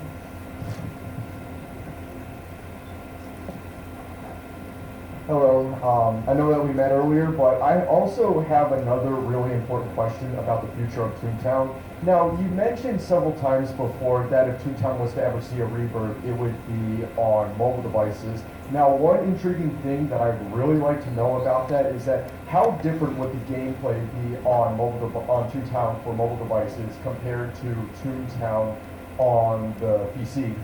That's a great question. I think it would have to be very different. Yeah, absolutely. We've talked about it a lot. I mean, just the way you control a game and the way you move through a game on mobile is just necessarily different. Long story short, it would need to be very different. And it needs to be different partly because of interface, but then also partly because of PlayStation, right?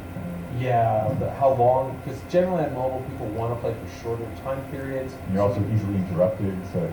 Right. And then do you really want to make it a game where you have to be online every second when it's on mobile? Because sometimes people, you lose connectivity, or you just don't have connectivity is a real question on mobile. So mobile raises a huge ton of questions. I mean, just look, for example, at how different Club Penguin on mobile is versus how it was on the PC. It just necessarily needs to be very different. And I think there's a lot of ways you could do Toontown on mobile, but it would be a bit of a different game. Thank you very much. I really appreciate it.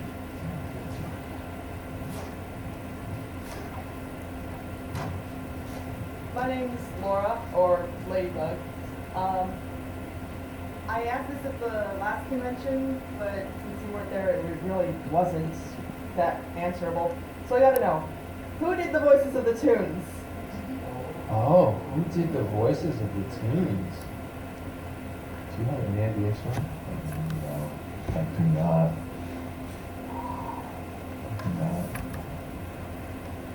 So I got to think about it for a second. So originally we were using for sound design, there was a company called Sound Deluxe out of Florida. They're the ones who composed all of the Toontown music. And I think they did most of the original sound design. And I want to say they must have done those sound effects. Yeah, I'm almost certain. It would have been Sound Deluxe that did those original ones. The later ones I don't know about, like the pig sound effects and what's the other one? Monkey. The monkey, right? And monkey. Those would have been with somebody else did those, but the original ones probably came out of Sound Deluxe. Thank you.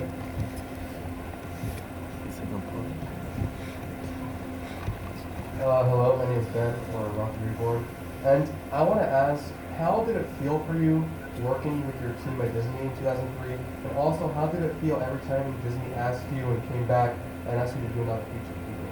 Wow. So I guess I think to understand, like, so I had left by 2003. Let me think. So I ended up leaving Disney in August of 2002. I wanted to get I've been working on Toontown at that point for probably 4 years, something like that, something like 4 years. I wanted to make sure it got up to a place where it was going to be okay and it could get out the door. And our official launch was really October 2002, so it was pretty much there. So the beginnings of Toontown were super, super rocky. We were not supposed to be working on that game. It wasn't. The story behind it is weird and complicated. Like the group we were the VR studio, the virtual reality studio at Disney, and we built a thing called Disney Quest. Anybody been to Disney Quest down in Florida? So we built that, and then when it was wrapping up, we were like, I think when we're done with this, they're gonna fire us all because it's done and they might not need us anymore. And we better come up with something. If we don't come up with something, we may just lose our jobs. So Mike Goslin and I spent a lot of time figuring out we need to pitch something to this company that's going to keep the studio alive and intact. And we saw the web rising up and where things were going, and we just saw this opportunity for family-oriented MMOs. And so we did this big pitch all about family MMOs, and we got tiny tentative approval to like build a little bit of it. And so it was a very rocky business. Toontown actually got canceled 2 different times in its development, where management came to us and said, this project is canceled, you need to stop working on it, it is absolutely finished, we're done. And we were like, oh man, this sucks, this is never gonna get out the door. And we all looked at each other and said, no, don't care, we're just gonna do this anyway. So we pulled all kinds of shenanigans where we acted like we were working on other things. And we were just like, nope, we're just going to work on this anyway, and then we'd find a way to get some more funding or something and get it going. So I think a lot of the times I think about the fact that even after it got canceled twice during development and then canceled again in 2013, the fact that it's still alive, there's just something in Toontown where people just say, no, we're just going to do this. We're just going to keep this going. Thank you.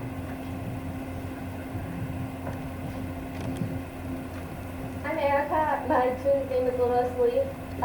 Sorry to put some pressure on the Toontown Rewritten team, but what are some hopes you both have for what they've done and what they can do in the future? Oh man. I mean, first, I just want to say, just like, you cannot imagine what it means to me to see everything the Toontown Rewritten team has done. I mean, Toontown for me was, it really was the fulfillment of something that I felt like I've been working on my whole life. Like, cartoons had always been a fascination to me growing up. When I went to college, like, my master's thesis was all about what's the right way to build massively multiplayer servers, and I did all the initial coding for the server, and so to be able to help bring Toontown to life was this giant culmination for me, and I was just so thrilled about it. And when Disney decided they were going to shut it down, it was just such a heartbreaking moment, and we just were like, well, that's very sad, we're all going to have to move on. And the fact that the team was able to step up, not only just keep the game running and keep the fans together, but now to kind of take it to new places and add new things, it just means an incredible amount. And really, so we could talk about what features might get added, et cetera, et cetera. But my biggest hope is like Toontown ongoing isn't about the features or what happens in the game. Toontown is about you guys and how much you care for each other. Because when we made the game, that's what we were thinking about. We were thinking about this isn't just a place to play a game. This is a place that people can come together and have meaningful engagement with each other online. And so my fondest hope is that Toontown Rewritten stays something that keeps all of you together, having fun, and being good friends. Woo. You're here. All right.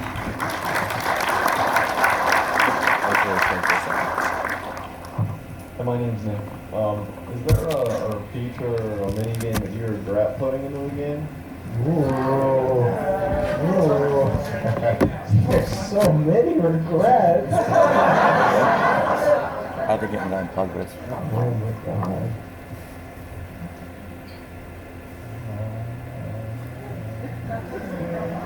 I can tell you some regrets that happened while we were making the game. We did turn-based combat initially because we thought this will be easier than doing real-time combat. And then when we were halfway into it, we're like, this is the hardest thing I've ever had to make. And we were all like, we should never have done it this way. I'm not sure that's true in the long run, but man, when we were working on it, we were all like, that was a mistake. This is taking 10 times longer than we thought. In the long run, I mean, I'm really happy with how that worked out. Oh, I know one thing that's a straight up regret. We didn't put levels. And I guess it's okay in the long run, but I was kind of, the reason we didn't put levels was everything for us was about social. We wanted social engagement to be as strong as possible, and we wanted new players with an early character to be able to play with advanced players. And so we thought if we took away levels, it would make it easier for that to happen. But in truth, everybody needs progress and everybody needs growth. And so what you guys do now is you treat number of laugh points as levels, right? And which totally makes sense. But like, if I could go back and do one thing, we probably would have thought that system through better and made something that was a little less crazy. Yeah. You have any thoughts about? How about parties? That calendar. Oh my goodness! Just like trying to populating that, trying to get the pages and how things show up, and yeah, just the whole thing. Because one of the things with parties is there's this whole complicated calendar system, so you can say what date and time you're going to have your party. Right, because before that, and this was a big thing from Disney. Like when we were working on parties, we're like, we're not going to do this calendar thing. We're just going to make it so you set up a party and have your party right now. And they're like, no, we want a calendar so people can plan it in the future. And we're like, oh God, that's so hard. You got to deal with time zones. Yeah, we're bringing time to Toontown. I know. It's madness. And it was like, I want to say it was at least a quarter of the work was on the calendars. Yeah. And no, of there course, are so many edge cases and we trying to test it, like getting the right, Yeah, it was so hard to test. It was so full of bugs. It took so much work, and no one uses it, right? It ended up, everyone's just like, I'm having a party now, right? Like almost nobody's like, oh, I'm gonna have a party in like 4 weeks at 4 o'clock on a Sunday, and I'll send out invitations. No one does that.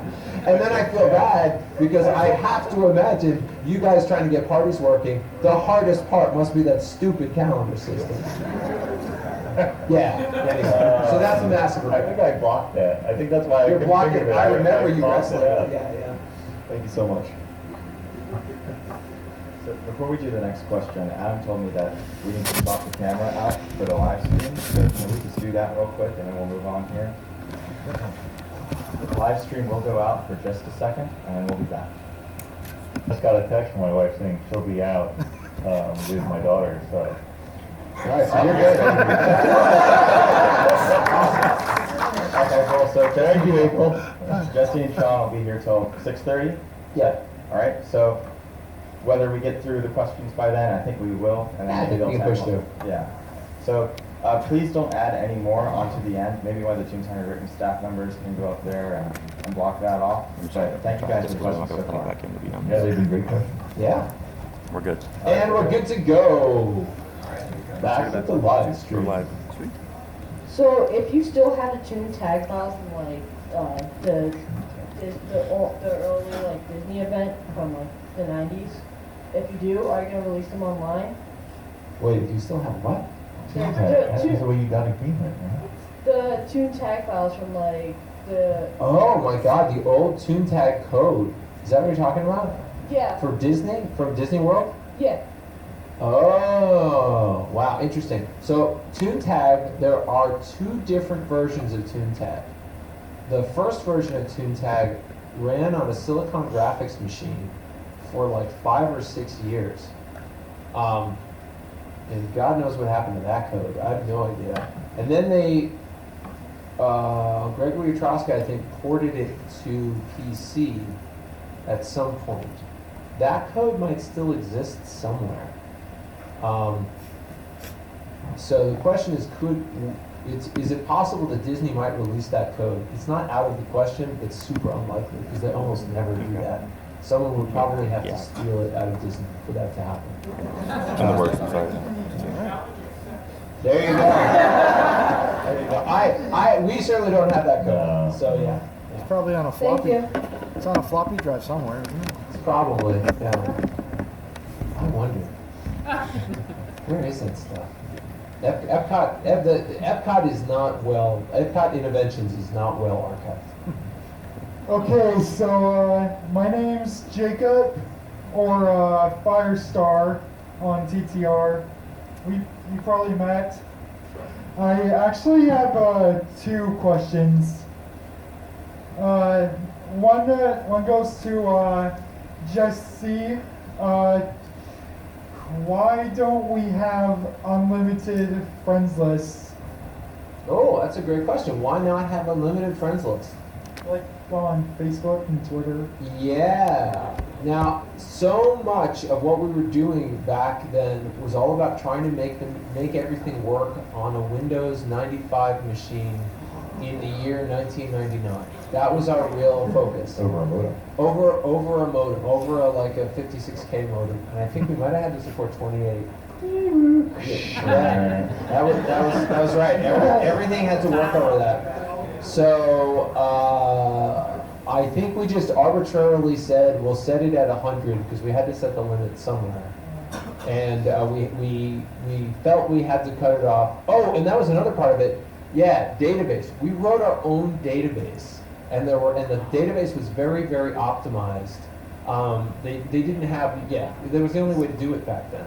So it was a big part of it was data management. I remember Roger Houston came to us and said, look, you can't have it be infinite. We need our database to be finite. So what's a big enough number? And we said, I don't know, 100. We'll stick with that. So that was pretty much why. Okay, one more for Sean. Why don't we have voice chat? No voice chat. Yeah, voice chat. Well, I would imagine it's because we wanted Toontown to be a very friendly place. And I mean, Quick Chat was that was your baby. Yeah. No, Quick Chat was instrumental. Toontown wouldn't exist without Quick Chat. Yeah. Because when we first went and pitched, we're going to do family-friendly MMOs, the executives all looked at us and said, you can't have MMOs for families because, like, it's not safe. It's like people are going to say all kinds of profanity and everything.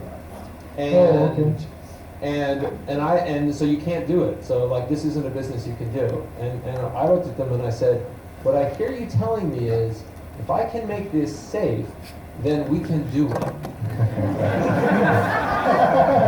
And they're like, well, Maybe, I guess, maybe. We'll And never do that. so we made that our early priority, was that, and voice chat is a huge problem in Yeah. that regard. Also the bandwidth issues back then too. And Yeah, that was nowadays- that was the other reason. That just voice chat wouldn't have been tenable back then. Nowadays it's a You could good opt story. in, but yeah. All right, well, that's all I have. Thanks. All right, thank you.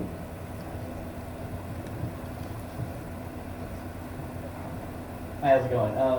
My name's Anthony, or Dr. Popcorn McBurger on Toontown Written. By the way, I love hearing everyone's tune names. So. Yes. I remember sitting down and writing that name generator. I'm like, is anyone really going to use this thing? And yeah, people do, I guess. All right, my question is, how did you come up with, or I guess why did you implement the iconic "you stink" phrase, or like the other stinky phrases?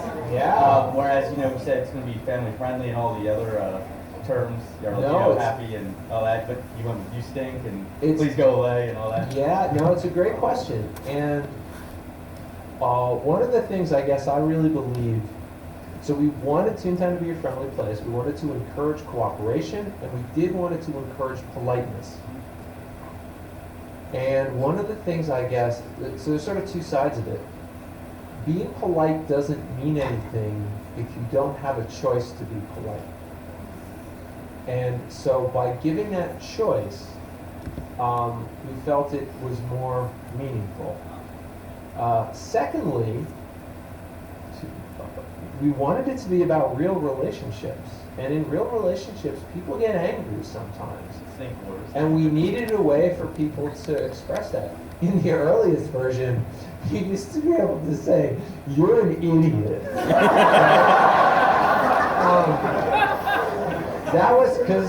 We kind of pulled that from old Bugs Bunny cartoons. Bugs Bunny called people an idiot all the time. And we had that for a while, but people were like, that's a little too hard.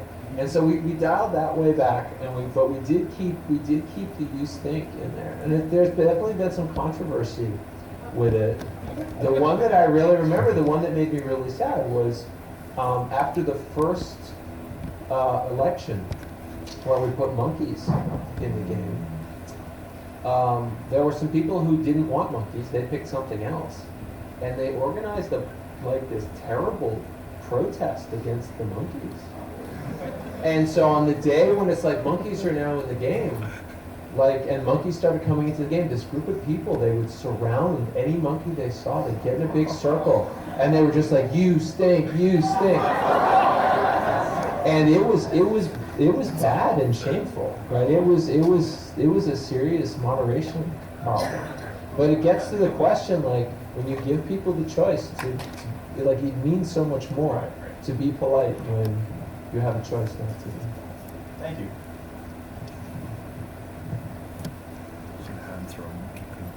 Hello, my name is Jesse, and my tune name is Jesse. Yeah, I've done that. I have that hat too, so. Are you like me from the past? Because that would be awesome. My question is, what's the deal with the chairman? Ooh. Like, what do you mean? Like, why'd you add it? Like, was it just a big loophole? What do you mean a big loophole? Like, was it just to trick players? To just make theories? Oh, I see what you're saying. Okay, so I'll tell you the history of all that. There was a time when we believed that Toontown should have an ending. Yeah, wasn't that true? Oh, we believed that we had this bad theory that Toontown should have this kind of ultimate quest where you would eventually go and defeat the chairman. And that when you did that, you would have beaten the game. And that's not a good idea, because what does it mean to beat the game? And then what? Then what are you doing exactly? But that idea stayed with us for a while. I don't know why we carried that idea around with us. And so so it was part of the original concept, and then we realized it was a bad idea, and we backed off of it. But the whole thing still kind of hung around. So it was a bad idea, and we changed our mind, but it didn't go away. But, that's pretty much it. Does that make sense? Yeah. Thank you. What I hope is one day someone will figure out a way to make it make sense. If that makes sense. Yeah. That happens in game dev a lot. It does. I'm Savannah, or Derpy Reindeer, and have you ever considered a doodle park? Where you could take the doodle and That's the best idea ever. That's a super that's good. a solid There, good- I think solid there was idea. some talk about that. Back I talked about the idea of being able to walk around with your doodles, which was something we really hoped you could do to kind of show them off. But it was really hard. It was all that could be done to get them into the battles. No, but that would be an awesome idea. To have the doodles be able to play together with each other would have been super fun. You can get like pictures at the end of the day of what they did. Oh man, yeah, no, that would be a great idea. And so keep bothering the Toontown Rarity team. There you go, doodle park. You guys Good can have on that done by what, October? I'm sure. No problem. Doodle park for Christmas, no problem. This is so much better now that I don't have to make the fusion.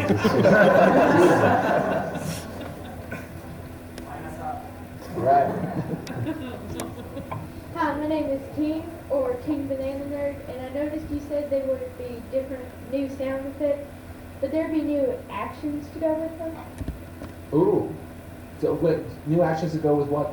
The sound effects. Well, I think Oh, you mean the new music, for the right? deer and the Oh. I don't know if we know that. I sure don't know. That is a mystery to me.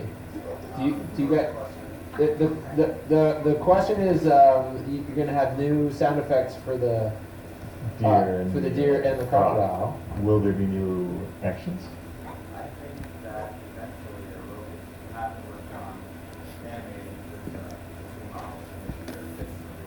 All right, so one day. One day. Yeah. Thank you. That must be a nightmare for you guys to have to do that. Yeah. Because nowadays everybody animates everything in Maya. We didn't have Maya back then. We used this thing called Softimage. Softimage. And Which updates to no known file formats today. no, it doesn't. And everything was done in Softimage. And the reason was Softimage had powers of animation that didn't exist in the other tools at that time. So it means that the animation files are really totally whack. Hi, my name is Ronan, and MTTR I go by Smirky Electromash. And I was wondering if there was any plan to save Slappy? I don't. This is embarrassing. I said this is the problem. When it was so long ago, I worked on everything. So who's Slappy? Oh, Slappy's a Toontown rewritten character. Because I've heard of Slappy, but I don't know. So. All right. So this is a question for you guys. Is there a plan? I would almost say save this question for tomorrow. Yeah. All right. There you All right. This question will be answered tomorrow. They promise. Above our pay grade. Yes, we don't know. All right. Actually, you get paid the same as we do. My name's Coleman, and in the game, my name's Master Coleman. Yeah. So my question is, was there a plan to have a fifth gag trap, or fifth type of cog, or an eighth gag trap? Okay, so I would say the gag traps mostly no, although there was at one point we talked about it. There was at one point there was going to be an expansion of the game where there was going to be another gag trap. Okay. There was something you guys had to cut out, or that not cut out, but that just didn't attract or something. Right. No, it changed around so much, it's almost hard to remember that stuff. The cogs, though, the original concept of the cogs was really different. First of all, we didn't call them cogs, we called them suits back in the day. And in the early versions, it wasn't even just all businessmen. We were trying to make, it was all the types of adults the kids would hate. So there was evil dentists and evil gym teachers and things like that. And we ended up kind of honing in on the business side of it just because it was funnier. And then we came up with this idea of the 4 different types, and that just worked so well. I don't think we ever talked about a 5th type because we were just so pleased with the 4 types and how those worked out. But the other trivia with that is they didn't used to be robots. They were just evil businessmen. And they were called the suits. And the weird part was when you defeated them, we weren't sure what to do with them. And we had this initial animation where they would shrink really small, and then they would turn into clowns and run away. As you do. It was really, really weird. And we weren't thrilled with that. And then a horrifying thing happened. Roy Disney Jr. came by to see the game. And he checked it out and liked a lot of parts of it. But then this memo came a couple days later from Roy Disney Jr. saying that the disrespect that this game shows for business people is unacceptable. Now you've got to remember, this company was founded by Walt Disney and Roy Disney. And Roy Disney was the CEO of Disney for years and years, and a big secret of his success, and he was the business guy. And so here's his son playing this Disney game where we like make business people into like the bad guy. And so he was kind of hating on that. And it was like, and so a vice president comes to us with this and says, you guys got to solve this or the game is canceled again, right? And so we're like, okay, right. We can't take them out of there. What if we changed them? So we wrote back a thing saying, all right, yeah, we've changed it. They're robots now. And they're like, oh, evil robots, that's okay. But we didn't mention that they were still business. And in fact, it made things better because now we could get rid of this dopey clown animation because then that would actually make more sense. And so that was how all that happened. But I don't think we ever thought about adding another contract. Thank you.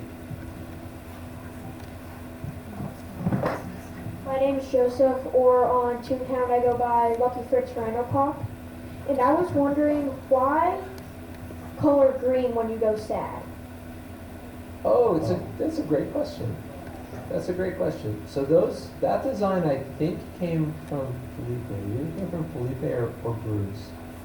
And the idea mainly was that it looked kind of sickly. Was what we were trying for. Was it just kind of made you look kind of sick. None of it. We all looked at it and were like, that's a little weird, but yeah, we're just gonna roll with that. And sad tune is kind of sick, right? Yeah, because it was not happy, then probably sick. Yep, that was pretty much it. Thank you.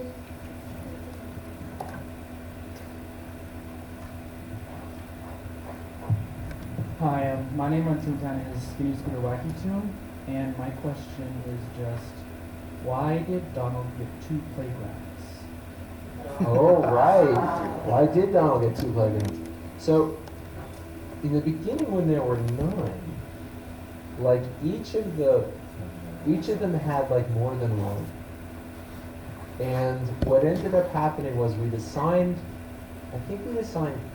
there were 8. I totally lost track. But we'd assigned more than one to each, and we kind of accepted that. But like Mickey was, actually when I was saying before that Goofy was going to be in charge of Funny Farm, there was some talk of maybe it would be Farmer Mickey. Anyway, so there was back and forth with that. But fundamentally, we had 6, but we only had 5 characters to put them in. So somebody was going to have 2. And so it ended up being Donald. And I think it was partly Donald because we were really stuck on having Donald be in the Dreamland one. Because Donald, there's some old cartoons where Donald goes into his dreamland.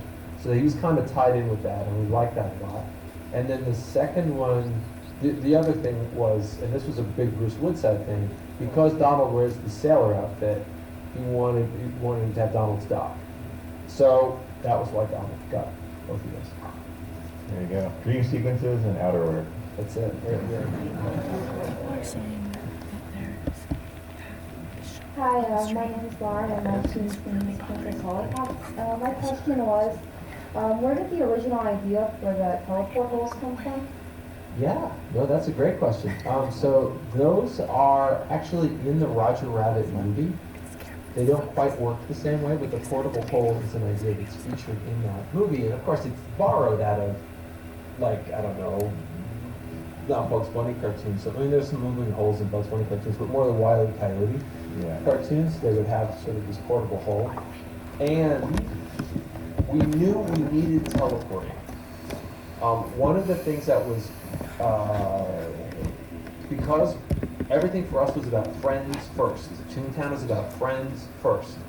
And so we didn't want it to be, you get in the game and like, where are my friends? I don't know, I gotta look around for them, I gotta message them and meet them somewhere. Run for a while. Yeah, we want it to be just like, we want to get you right to your friends. But Toontown doesn't have magic exactly, so we couldn't like poof you there. So we were looking for a way that would be really, really toony, that we could teleport you from one place to the other. And we came up with the idea for the portable hole. And then when the animation team animated it, we were like, oh my god, that's so good. We have to, this is going to be our thing. We're going to make this one. Thank you. Yeah, portable holes. Hi, my name's Erica, and my team's name is Wacko. And I was wondering if you had any animals that you personally wanted to be added in the game that didn't make the cut. Cow. Say how you wrote the. Oh yeah, you know that little election, you made the modified version of the election thing? All those little jokes on the little things, I wrote all of those. And I liked Unpicking Chicken, but I was most proud of Vote Now, Vote Cow on there. And I just always like Clarabelle and cows are funny. And then wait, try not to laugh at this. Ready? You gotta get real serious. Really serious. Moo moo moo moo moo moo moo moo moo moo. All right, I laughed a little bit. Anyway, cow. I want to see cows. Next election, I'm voting cow.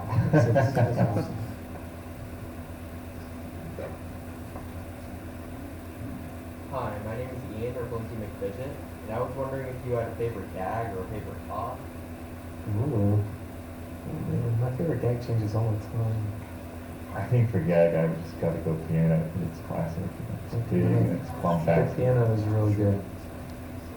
The piano is really good.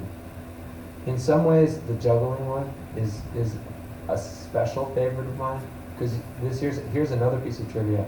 I was the model for that animation. When Richard was going to animate it, he's like, you can juggle, right? Can you show me the juggling?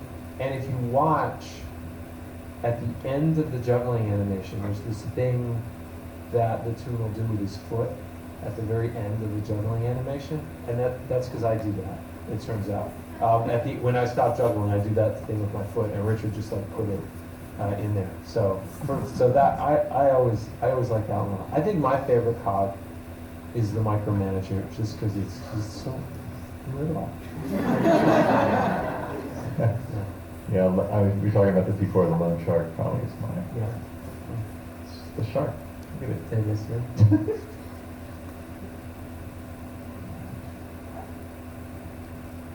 My name's Ethan. My toon name is Squirtle the dog, and I was wondering how you came up with like the specific hot names. Oh man, I will never forget that day. What we did is we all just sat around and brainstormed up funny business things.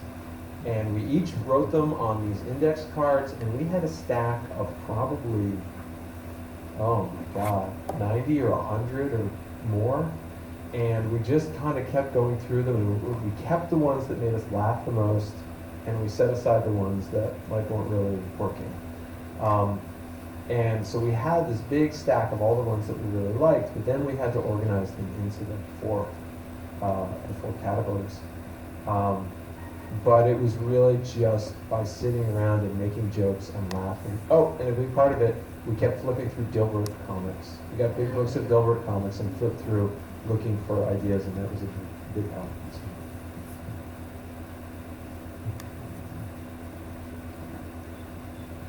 My name is Eric, also known as Fumbler. You said at some point you'd bring Toontown back officially. When would be the perfect opportunity in terms of business to do that, and will you incorporate some of the features that Toontown Rewritten has into that game?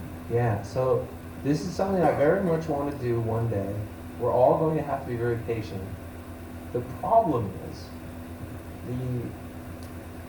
the market for games has really changed. When we were making Toontown back in the day, a subscription cost between $50 and $75 a year, right? Right? I mean, actually, raise your hand if you've actually ever paid cash money for Toontown. No, you yourself, not like you with your own credit card, not your parents. If you yourself did it, right? So there's some people here who have, right?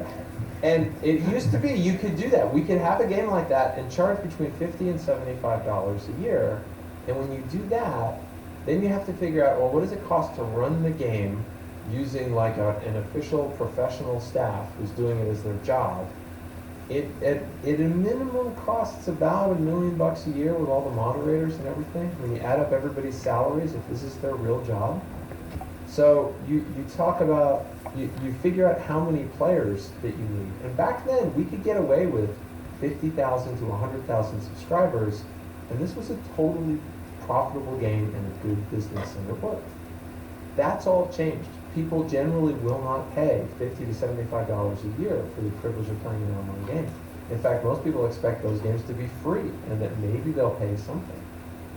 And when that's true, you can still do it, but it means on average per player, you're not getting $50 to $75 a year. Maybe you're getting $5 per person per year if you really manage it right.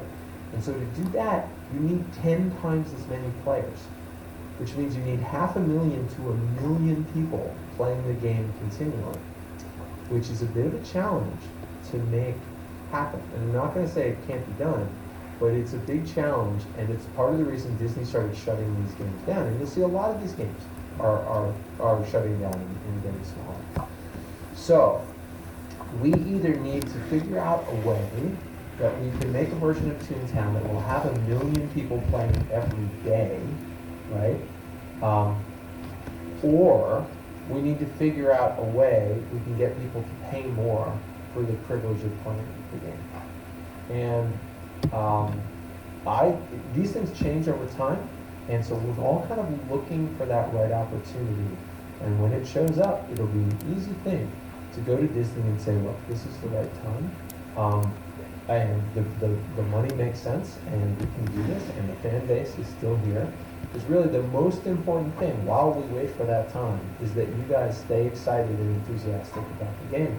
Because, I mean, the fact that there have been 1 million logins on Toontown Rewritten, that's not a thing that is normally seen on these kind of independent servers, private servers. The fact that that's happened is a big deal. And so if you guys can kind of just keep the dream alive, when the opportunity shows up, we'll be able to make it work. Lots of other things have seen the same thing happen with Star Trek. Star Trek ran for 3 years and got canceled, and there was no Star Trek for years and years and years. But the fans liked it so much, they just kept it going, and so it came back. Doctor Who, like, that went away. After being on for 20 years, it gets canceled. And it was off the air for like 8, 9 years. But the fans, like, never gave up, and so now, of course, it came back. And same thing, you just have to be patient and hang in there, and when the right time comes, like, we'll bring it back.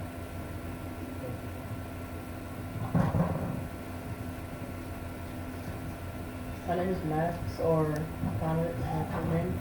And my question is for both of you. What's your favorite trolley game? Ooh, favorite trolley game. Favorite trolley game? Well, I do have the Ties to Match Mini, but it's probably not my favorite. I would say there's something about flying through the air from the cannon. I think that's mine. Yeah, that's mine too. Yeah. And in fact, here's a secret. I totally stole the Cannon game. The Cannon game was a game that I came up with and I pitched, and I totally stole it. There's an Atari 2600 cartridge called Human Cannonball, where you shoot a guy into it's exactly the same thing, except it's in 2D. You just shoot this guy sideways and try and land him in a bucket on a tower. And I played that game endlessly when I was a kid.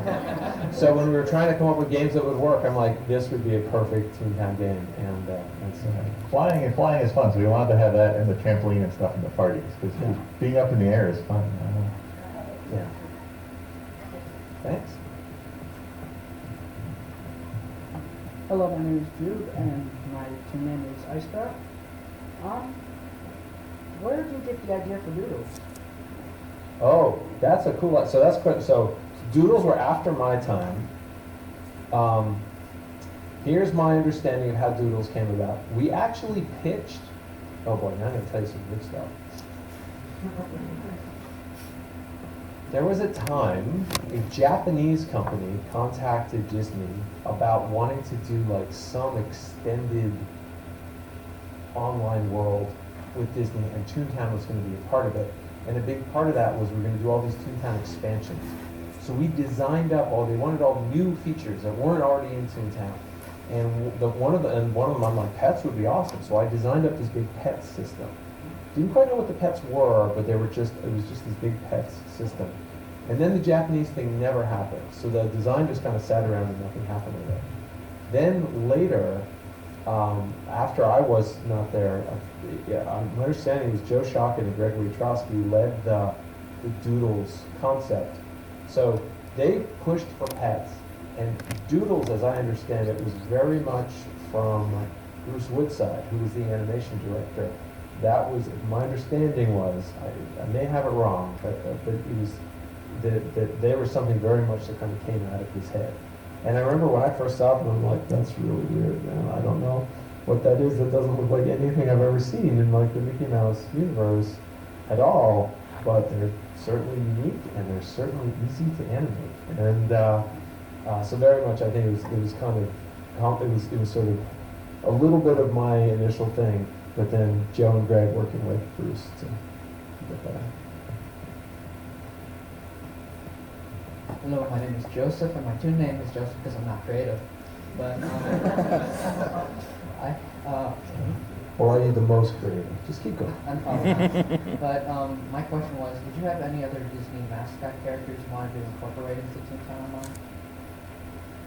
Oh wow, what an interesting question. Mostly we were focused on the Fabulous Five, as that's what Disney calls them, Mickey, Goofy. Oh, where's Pluto? Pluto's in the bird. Right. Oh my God, we change it so often. Right.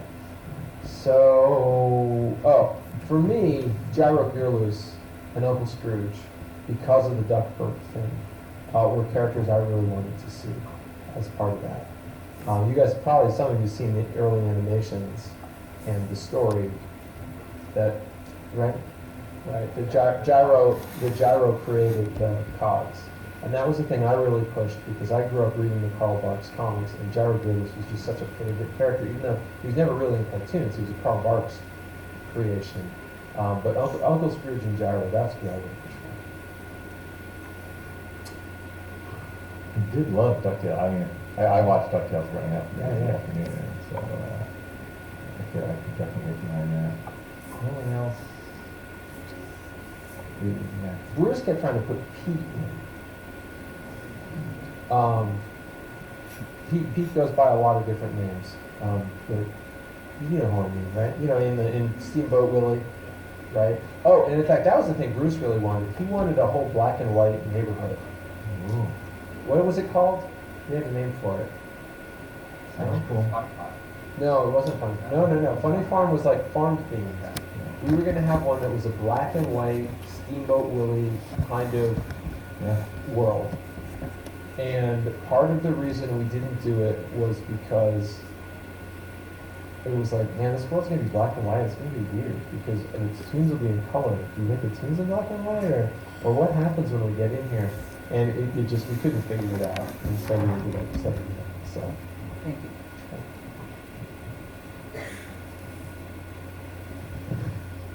Hi, my name is Matt, and my two name is Sir Simon helping me. I've been trying to change the feeling stuff, but my question is, has there ever been a trashed playground or playgrounds? Like trust how? How do you mean? Like, you guys got rid of it during the process of making it. Oh yeah, definitely. Well, what were the other? Oh, I mean, right. I mean, like, yeah. So certainly, like, we set aside Funny Farm, we set aside the black and white one. There was one I did a lot of sketches for. I was in love with this idea of a kind of a crazy upside down, logic doesn't make sense playground. I don't even know if we had a name for it, but Goofy was going to be in charge of it because it was so crazy. And the central feature of it was if you can imagine, like, imagine a big pillar in the center of the playground with kind of a ramp going up to it on all sides, okay? And the idea was that you could walk like right up the ramp and then right up the wall of this pillar. And then the pillar would have that there would be a ceiling that would do the same thing. And so that you could walk like right up the wall and then up on the ceiling. And so you come into this playground and there would be some tunes walking around on the ground, some walking on the walls, and some walking up on the ceiling. And like David Rose, like he was staring at these sketches and he's like, "This will be a physics nightmare." And so we never got that working. But don't worry, Toontown was written by what, November?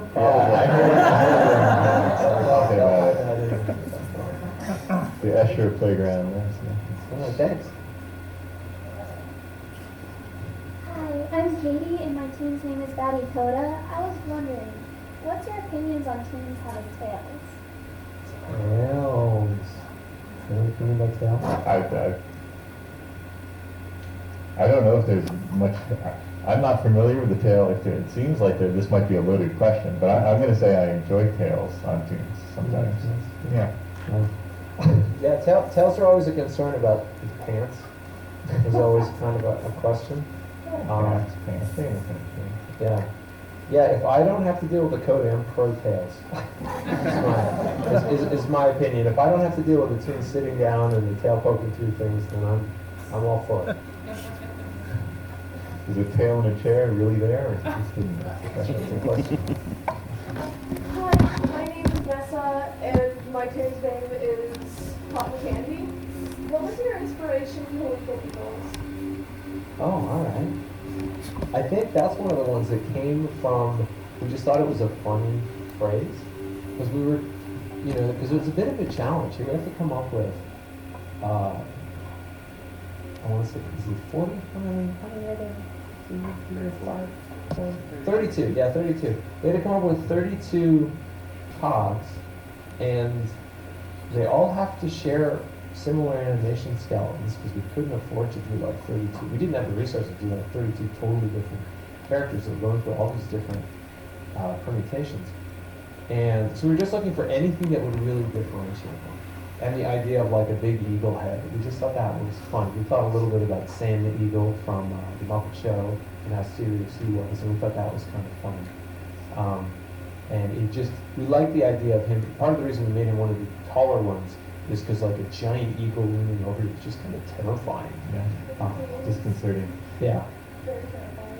Yeah. Thank you. Perfect. Yeah. Okay, yeah. Alright, so my name's Jenna or Little, and did you have any plans for Toontown 2? Or like the plan for Toontown 2? So the main plan with Toontown 2 was to bring Toontown over to Unity. And I don't think there were a lot of concrete plans about exactly what that was going to mean. At the time it was being worked on, Unity still ran in browsers. And it was really believed that this would just make things much easier, and much easier way for people to play Toontown, and we'd be able to make things run much more efficiently. To my knowledge, there weren't a ton of elaborate plans beyond could we bring it over. And David Rose coded up a version that like was a really, really simple beginning to that, and showed that it was technically possible, but then there wasn't the follow through because it would have been an awful lot of work to get it all moved over that way. So plans I think were sketchy for Toontown 2 at that. Okay, thank you.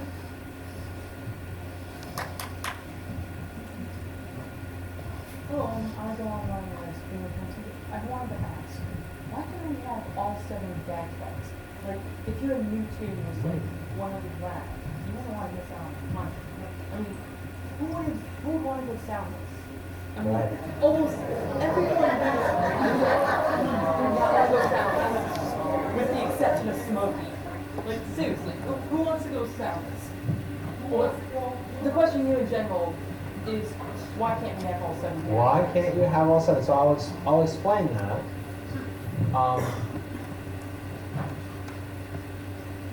So, a big debate that we had was a question of classes in Toontown. The normal thing for MMOs at the time was that you pick a class. You'd be a fighter or a wizard or a thief or whatever, right? You pick that. And the thing I hated about that was you would pick something without knowing what it meant. When you're new to the game, you don't know what it meant. When I first played Ultima Online, they're like, which of these jobs are you going to do? And I'm like, oh, I don't know. I'm like, oh, map maker, that sounds cool. I think I'll pick map maker. And so I think this would be cool. I'm going to go around, I'll make maps. I'll map out the world, this would be great.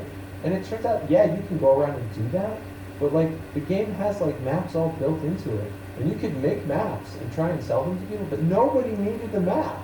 So like, I made this map maker character, and I spent like 4 days walking around making maps, only to realize like, this is terrible. I can throw my character in the garbage and start again because this is a stupid decision. So we didn't want anyone ever to feel like that, like oh, I picked the wrong character. But we also didn't want all the tunes to end up the same. We wanted you to make choices as you went about how your tune would end up. And we had big debates about how much choice was it going to be. And what we eventually arrived at was, well, we'll make it so that the choice isn't, the choice would come down to you could you'd add the tracks over time, but you'd have to pick one that you weren't going to have. The business of where you make the choice and we're going to have this one or that one or this one or that one, that was not part of the original design. That came later because we realized there wasn't enough progress in the early game. In the early game, you could just pick whatever. You could just buy whatever gags you wanted and go on all 7 tracks as much as you wanted. And it got boring fast. And all the tunes ended up being very much the same fast. So we added the branching and we decided we'd make it 6 so that your choice would mean something. Thank you very much. Yeah. Started by cartography. Yeah, I know. There's that map making that really needs to be. Because I still want to play a game where being a map maker means something. I thought that'd be cool. And it's still, no one's done that. I took intro to maps and map reading in college. We should make a map maker. Yeah, let's do it. All right, we'll do that tonight. My name is Bonkers, and my question is, how would Toontown 2 differ from the original, and what would they offer? It could be story, it could be like, I guess, like mechanics, and what was your reasoning for starting anew instead of like continuing off in the first one? Yeah. I mean, the reason that there was talk of starting new was because Disney felt it would be better to move to Unity than to stay with Panda.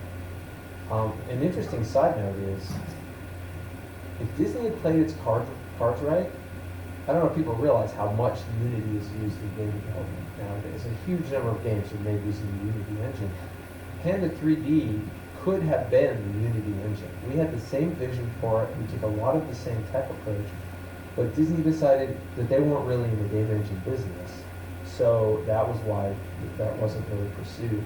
But a big part of the reason for shifting to Toontown 2 instead of just growing Panda was because Unity was, at the time, was integrated so well with browsers, and you could play 3D games right in your browser. It seemed like a good move.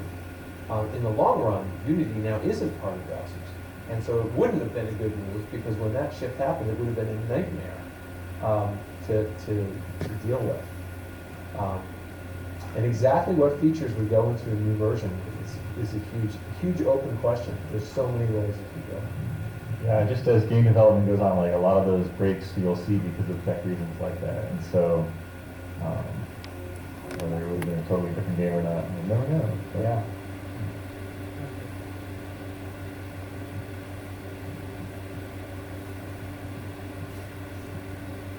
Hi, I'm Andrew, or Team opinion, trap or drop? Ooh. Do you have an opinion, trap or drop? I would say drop. You would say drop? Yeah, so I have two opinions on that. So this is gonna be very controversial. What I'm gonna say right now. Strategically, I say trap. But in terms of what I like drop way better. Drop is just super more fun. And it is a regret of mine. I feel like the game is not properly balanced when it comes to drop. I think drop is super frustrating to level up in. And as powerful as drop can be, it's so frustrating to level up in that it ends up the better strategic choice is often trap, I think. And that would be something that if I was running the combat system right now, I would be in there turning knobs to make drop have more validity, because drop is just so iconic. Yeah.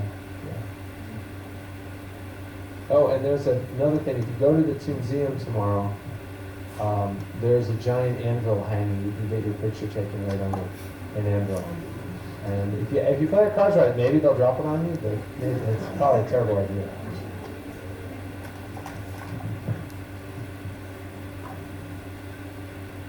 You have been so patient. Hi, my name is Lily. I'm a gaming experience, and my question is, how did you come up with defeating cogs in all buildings? Oh man, what a good question. Lily's so smart. She's the future. That's a really good question. One thing that we felt was very important, a lot of what we thought about was we wanted Toontown not to get boring. And we felt that if we just kept fighting cogs on the street, and that was the only way to fight them, that it would become a little bit boring. And also, we wanted a story about why are the cogs here. Like in the story was they're trying to take over. And I really liked the idea that they could actually take over buildings. That had never happened in a game before. An online game where the bad guys could actually change the environment had never been done before. And since they were business, these evil business people, it made sense for them to try and make buildings. Now, one of the things that's actually very different about the game than it originally was, it was possible for the cogs to take over Toontown. There was nothing to stop them. They could take over any building, and every building that they would make would become a factory for more cogs. And if they got a lot of buildings, a lot of cogs would come. And so it wouldn't be uncommon, during the day we'd be playing, and we'd be like, yeah, this is working, this is well balanced. And then we'd all go home at night, and nobody would be playing in the night, but the cogs were all still there. And we'd come in the morning, and the cogs took over all of Toontown, every single building.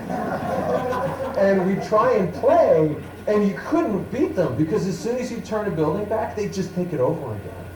And we realized this is bad.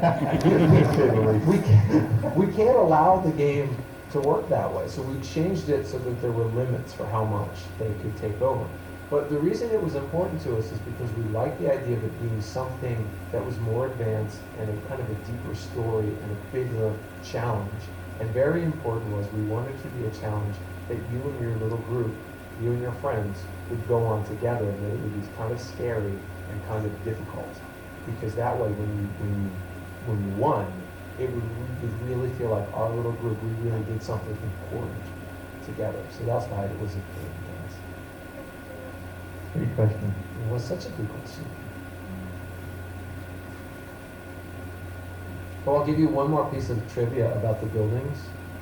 The original animation for the cog buildings turning back, we wanted to have this moment of the buildings really, the business building really crumbling. We wanted to really show how bad the cogs had it. So the office buildings used to kind of collapse and crumble down.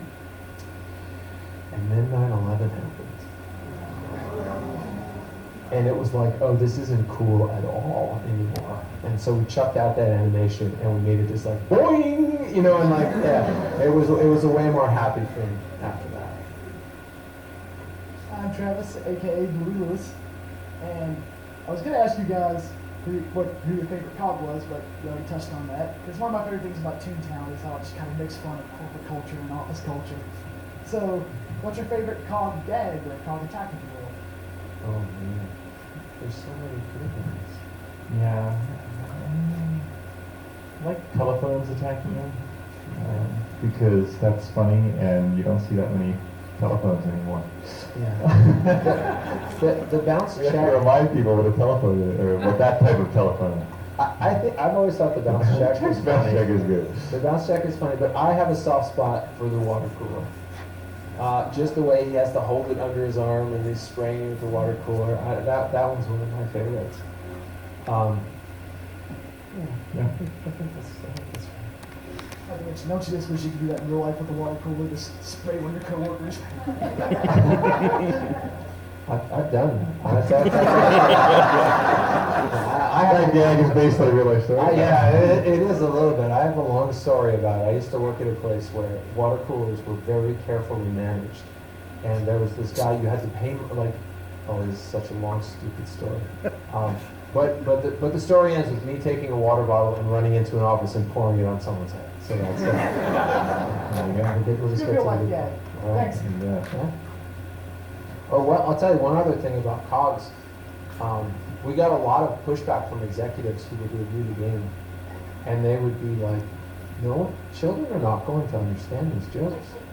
Like, bounce, check, they're not going to get that. That's stupid. Why would you put this in here? No children will ever understand this. You guys are idiots.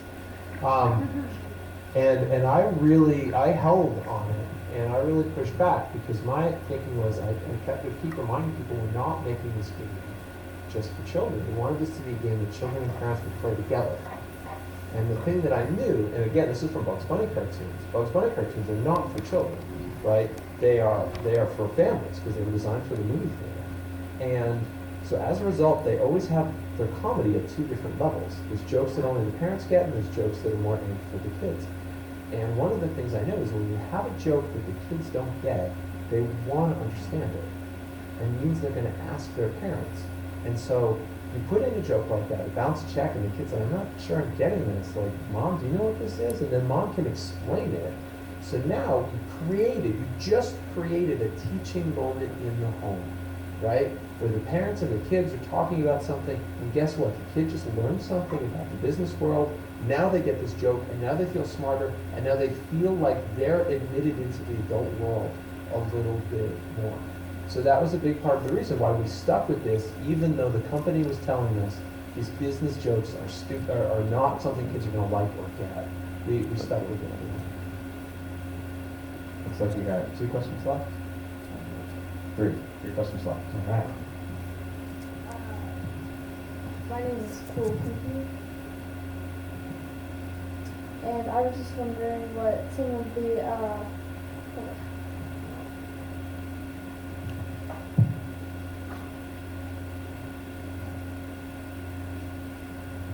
what some of the strangest things that ever came up in concept design work that just never made it in. But it would be, if it had been implemented, what kind of craziness it would bring. I definitely like your one where like everyone loses a match minute. That's still a fair thing. Well, you should make that a real thing. You should make that. They all fell down. It's hilarious. It was fun. Everybody felt that. It was very funny. I think my favorite one was the blooming flower of doom. So when you go, I don't even know if this is still true. I think it's still true. When you go into Minnie's Dolly Land, and there's the hedge maze. What is wrong with me? When you go into Daisy's garden, and there's the hedge maze, and you go in the middle, and there's the big flower, and you go near it, and it raises up a little. And if someone else, it still does that, right? And if someone else comes, it raises up just a little more. And if someone else comes, it raises up just a little more. And if a lot of people come, you can actually get it kind of high in the air.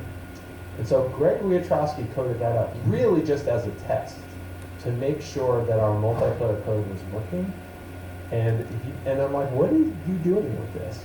And he's like, I don't know, but it's sort of cool because now people can kind of see how high they can get it. And I'm like, that is kind of cool, but people are going to want to see this go somewhere. He's like, yeah, what can it do? And then we came up with an idea that we just loved so much. He said, what if, when you got enough people in there, and we were going to make it, I think, like 10 people or 15 people, something like that, you got enough tunes in there, that the flower would get up high enough, and then suddenly it would slam down, and everyone would die.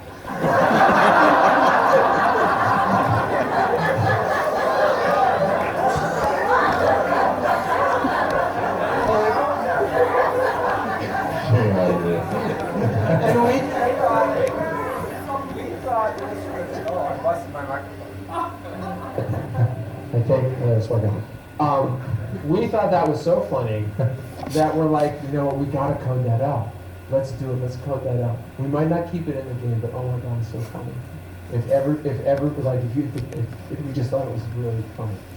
So we started doing it, and then we realized that the system, as we coded it, had no support for getting 0 laugh points in a playground. Like the system, there's this giant state machine, and the state machine could handle you going to 0 laugh points out in the streets, and then it would bring you into the playground where you'd get better. But like the playground didn't understand about that, and the playground didn't know what to do when you got to 0 laugh. And we're like, oh, we could code all that up. We could make the playground understand it and handle all of the weird edge cases for this stupid gag that everyone is going to hate us for. So let's stop doing this now. Let's actually finish the game instead of fooling around with this giant flower. So that was, I think, maybe the weirdest feature that never went in the game. Yeah. Except maybe these guys will put in maybe by January. What do you think? Thank you. Thank you. We have a doom flower. I also seem to remember a giant birthday cake for parties. I don't know if that was just a concept art. I don't think we ever did anything like that. Oh, no, we talked about it, but I don't think we knew what we were going to do. No, a giant birthday cake. It seemed cool, a giant birthday cake in the parties. It seemed awesome, but we didn't know what to do. Yeah. Now that I think about it, you should grab a candle and rockets up into the sky. Ooh, a good idea. Maybe February. Great. The best kind of work. I know. I'm Zoe, and my twin's name is Lenny, and I was wondering why Donald's Dreamland is this huge bed while all the other playgrounds are like very awake and happy, and Donald's Dreamland is dark. Yeah. We wanted the different playgrounds to be different from each other as possible. So that was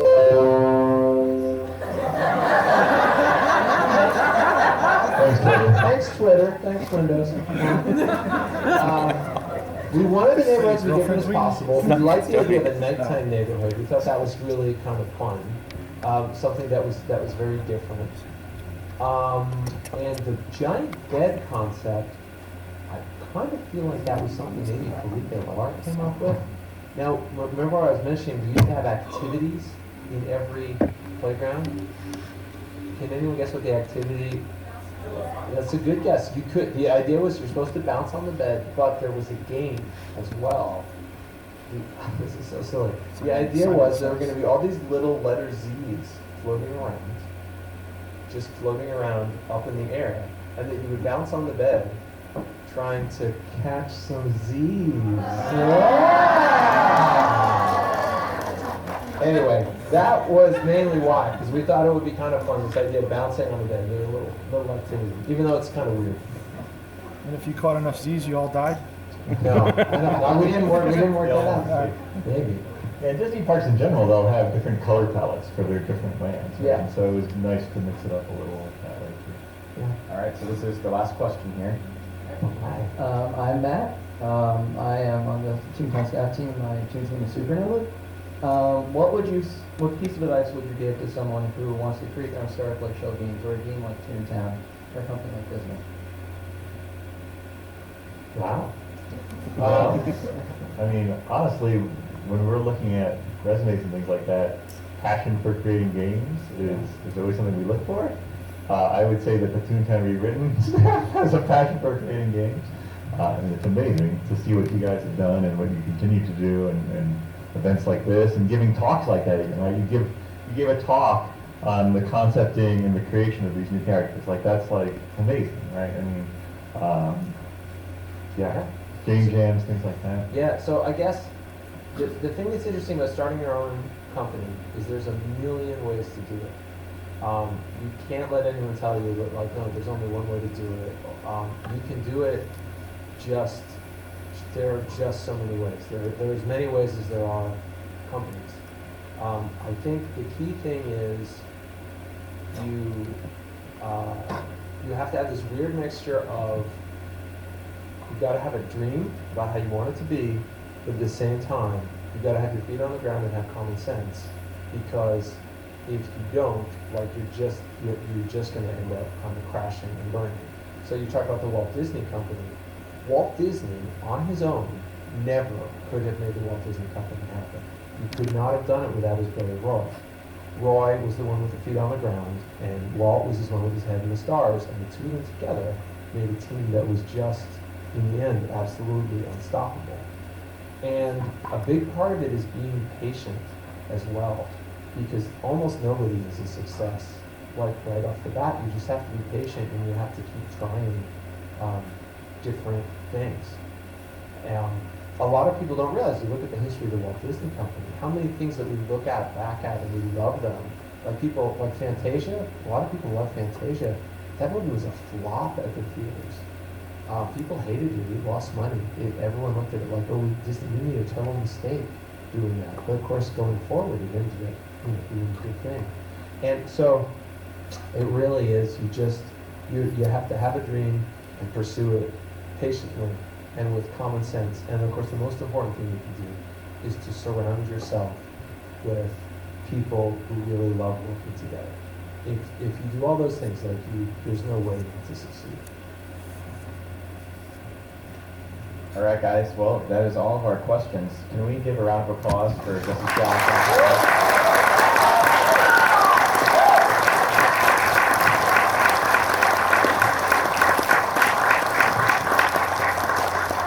It is almost 6:30, which means that these guys have got to go pretty soon. I know there were some of you who maybe didn't get some autographs when we cut off the line before. If you have some, should we go to the food or just do it here real quick?